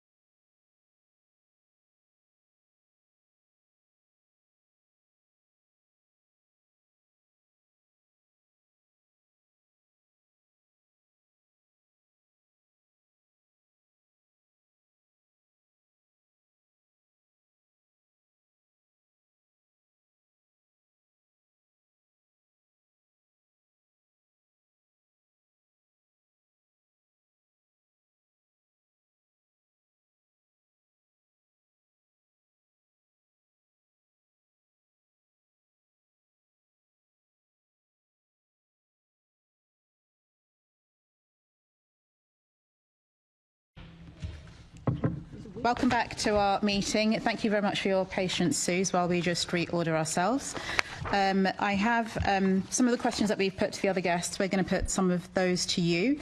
So I'm going to ask my colleague, Assembly Member Small Edwards, to pick up his question to you. Good afternoon, Suze. I just want to ask, what are the unique challenges that social tenants face in relation to service charges? I think that's a simple one to answer. I don't think there is anything that makes social tenants unique in that sense. So just to be clear, although we started out as a social housing action campaign, we do have a number of our members now are from the PRS and are from councils as well as housing associations. We started off mainly focused on housing associations. And it's clear that there is a commonality of issues when it comes to service charges. So it doesn't matter if you are on quite what would be considered a reasonable wage, if your service charges are becoming unaffordable, the issue is the same for you. I guess where there is a distinction is between shared owners and leaseholders, as opposed to full renters. What you aren't going to get as a tenant, as a full tenant, you aren't forfeiting any property that you felt that you owned previously. So that would be the distinction. But otherwise, there is a commonality of the issues. The issues are the same. Access to justice is a huge problem. So when you know that your service charges are wrong, actually getting access to justice is hugely, hugely problematic. There is a massive enforcement gap. So even when the landlord acknowledges that your charges are wrong, actually getting any kind of enforcement of a refund is very, very difficult. And obviously, you know, the sanctions that either the tribunal or the housing ombudsman can apply, and it's mainly the tribunal system, because the housing ombudsman can't deal with the content of the service charges. They can only deal with how well any complaint was handled. But even then, the fines are laughably small, you know, compared to the incomes that these landlords have. So I don't think there is anything that is unique in that sense. Okay. Thank you. Is it back to you, Chair? Are you happy to wrap up your other question? Yeah, sure.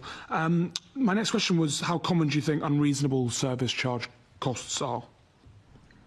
Well, I mean, we have people who are self-reporting. So in a way, we are seeing people when they've got a problem. But what I can say is that people will present to SHAC with a wide range of problems, but overwhelmingly, the highest category is about either inaccurate or extortionate service charges. So either you know, the service charges are getting too high or that they are inaccurate.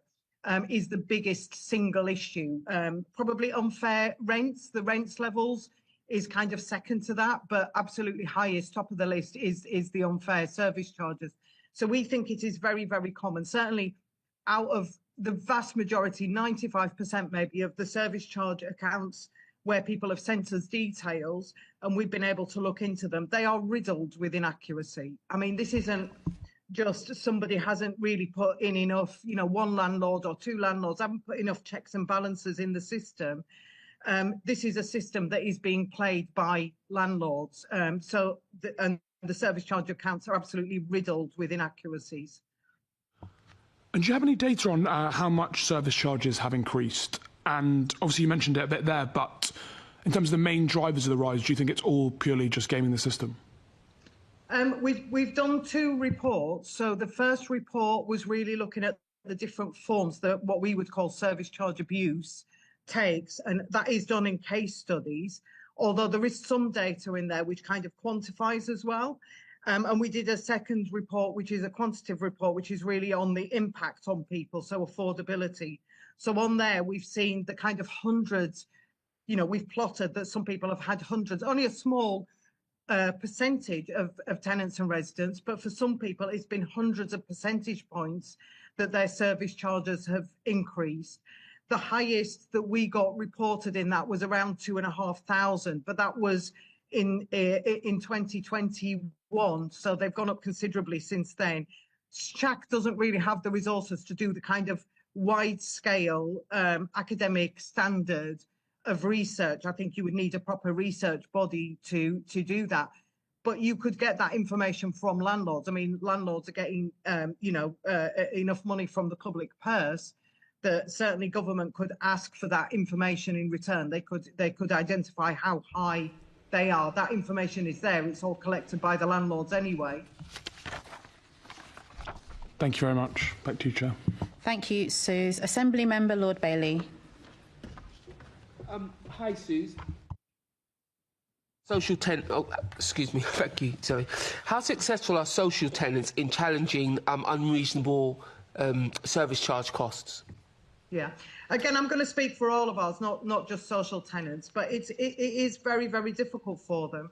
The only place that you can really go to, the only authority that you can go to. So I'll talk about the kind of establishment mechanisms, if you like, but then I'll come on to the mechanisms that they've got that aren't establishment ones. But the only establishment one that you've got is the first tier tribunal. And the first thing you've got to do if you want to go to tribunal is to try and get the information about what your service charges are, what the components of it are. Leaseholders and shared owners have at least a theoretical entitlement to the full statement and the invoice pack. So that's Section 21 and Section 22 of the Landlord and Tenant Act.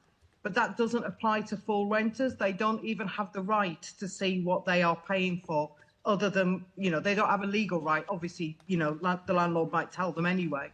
So your first battle might be, especially if you are a renter, your first battle is actually to get the information of, they've sent me this massive bill, what does it all relate to? What are the invoices? And then you find your double and triplicate invoices in there. You find invoices for services that aren't provided to you. You find completely extortionate and inexplicable rises in charges. You find the things that previously were provided just as part of your rent, if you're a shared owner or a full renter, and were just part of the compliance if you were a leaseholder before. It's a bit like the move from BA, for example, into a low-budget airline, where you suddenly have to start paying for absolutely everything, including things like fire safety compliance, water hygiene compliance, that kind of thing, which has always been provided, but all of a sudden they've started charging you for it. So the list of items is growing. If you can get the information, you then have to go to court. Obviously, legal aid doesn't cover a lot of housing issues, and certainly I don't think covers any service charge, challenge. So you are going to go into court on your own, or if you can source free legal advice, then you might get free legal advice. But obviously, that it's hen's teeth, really, free legal advice on something like this. No win, no fee lawyers won't take it on because you can't ask for legal costs from the other side. Therefore, they generally can't make money out of service charge cases, and they won't take them on, which is why they're almost exclusively interested in disrepairs cases, the no win for no fee lawyers. What also happens is that the landlord will write to them the day before and tell them, or the day, just coming up to the court case, and tell them that what they're going to do is to ask the court, if they lose, if the tenant or resident loses, to cover their legal costs. And obviously, because they are turning up with a room full of barristers, a room full of solicitors, full-time paid legal staff from within their own department, those costs are going to be absolutely considerably higher than they are for the tenant or resident who's sitting alone on the other side of the court. So that's very intimidating. It's actually very, very rare. We haven't heard of a case of where, even when a tenant or resident has lost, that a judge has granted it, but we know of lots of cases where they've made that threat. And people have to take that into account. They can't just say, oh, it's very unlikely, therefore I'm not going to worry about it. They do worry about it, of course they do. Because that could be hundreds of thousands of pounds. Sorry. I know you're not a legal expert, and neither am I, so you might not be to answer this question. But in most of the British legal system, if you win, you can go for your costs. How comes it's different in this arena? What's the difference? Is this just historical, or is there a technical reason you know of? That is way beyond beyond my I'm just chancing my arm because it feels so different to the rest of our legal system. Yeah. Is another thing I'll be tabling a question about in the Lords. Yeah. I think it's very different, actually, just on that. It's very different to our legal system, but it's also very different to every other area of retail, isn't it? Because if I go into a cafeteria, and order a cup of coffee and they try and charge me for a cup of coffee and 3 pizzas, I'm within my legal entitlement to walk out only having paid for that cup of coffee. But somehow this is reversed when it comes to items that are not just a few pounds, but a few £1,000s. I don't even have the same legal protections for those. So it is very, very different in the case of the landlord relationship over service charges. Okay, thank you very much. Appreciate it. Thank you. Assembly Member Garbett, please. Hello, Susan. Thanks for your answers so far. My question is specifically about the case of estate regeneration and the impact that has on specifically the service charge for social tenants. I understand that there are experiences of it increasing, and I didn't know if you could speak to that at all from cases that you're aware of. Of a regeneration? Yeah, from estate regeneration, yeah. And its relationship to service charges? Yeah, service charge increases after estate regeneration. Okay, well, I don't have any particular data on that. I mean, that's not an issue that's really been presented to us. I mean, we've had cases where people have tried to fight regeneration, but that usually results in people being in social cleansing and people being moved away. So we don't have a lot of data on what happens with service charges afterwards. Okay, well, that's an answer in itself. Thank you. Thank you very much, Suze. I do have one question which we put to the other panellists, and you really helpfully outlined that SHAC it extends beyond social tenants to include a whole range of other tenures and people that live in social housing, whether they're tenants or not. But I just wondered what happens in the case of somebody that SHAC would work with who can no longer afford their service charge. What support is available? This was something. Thank you for that question. I mean, this was something that that I was going to outline actually, because there's obviously an access to justice. There's a gap there, but there's also in terms of enforcement, in terms of the way that the courts order it, and we do end up with can order a refund, but they can't actually enforce.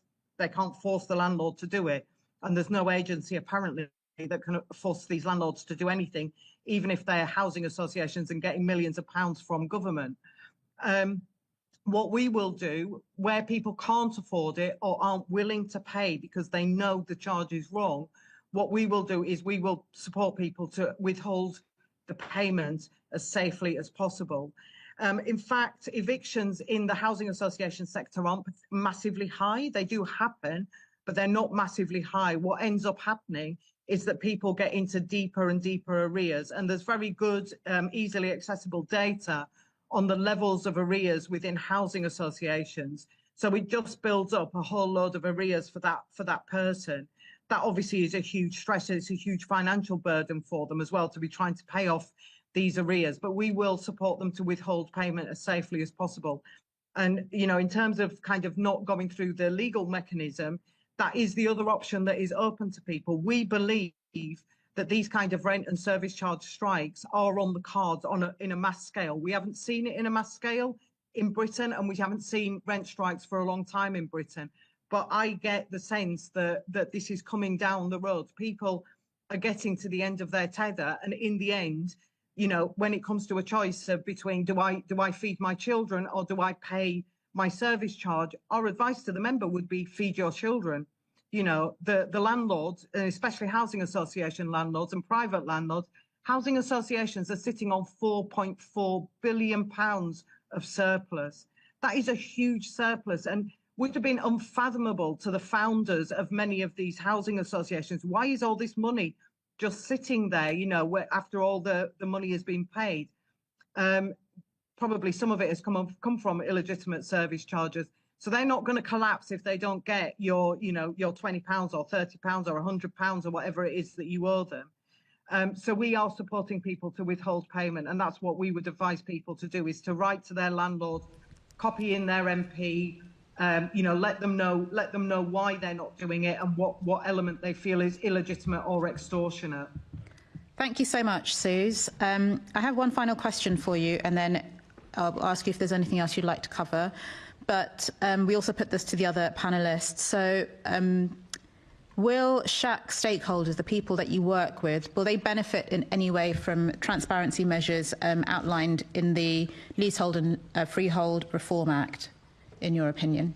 Not unless the enforcement gap is addressed. So, you know, if the legislation is already there, at least for leaseholders and shared owners, that should mean none of these problems exist, because the Landlord and Tenant Act already says that service charges have to be reasonable and reasonably incurred. There is already a requirement under Section 21 and Section 22 to share information with tenants and residents. The problem is that the landlords can ignore that with impunity. So you can put all the legislation, I mean, not you, but government can put all the legislation it wants in place. If it doesn't think about how that will be enforced and what meaningful sanctions can be applied with landlords who don't comply, then it's not going to make any difference. You need to have both pieces. You know, if people can't get access to justice, and even when they do, those courts can't actually enforce anything, then it's all going to be in vain. We spoke to a housing solicitor who told us that with housing associations, half of all of his cases are going back into court where the landlord has ignored a previous instruction from the courts, because they can pay the fine. Like I say, they're wealthy enough, they can pay the fine. Until we start seeing some of the affordable housing grant, for example, actually used, you know, linked to a sanction if landlords don't comply, if they are failing their tenants and residents on these measures, then it's not going to make any difference. And that's the only thing that is really going to count to them. Can they get the grant or can't they get the grant? Regulation itself, I used to work for the regulator. I worked for the regulator for nearly 20 years. It's a very soft form of regulation, which is really about maybe can we get the investors to worry, and then the investors will put pressure onto the landlords. That's not enough. That's not enough given what the landlords are doing. Thank you for that response, Suze. That brings us to the end of our questions. So I want to thank you for joining us at the end of a busy day teaching. For the rest of the Assembly, can we note the report, the committee, can we note the report in today's discussion? Can we also delegate authority to me as Chair in consultation with party group lead members to agree any output arising from the discussion? Agreed. Can we agree the committee's work programme? Agreed. The date of the next meeting of the committee is the 21st of January 2025 at 10 a.m. here in the chamber at City Hall. I have no urgent business and I declare this meeting to be closed.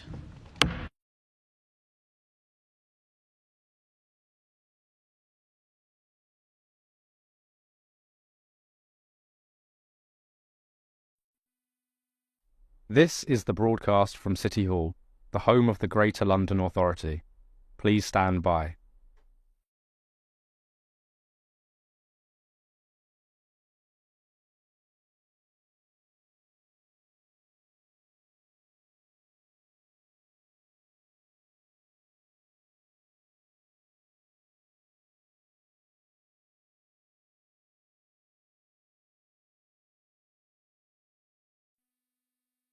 This is the broadcast from City Hall, the home of the Greater London Authority. Please stand by.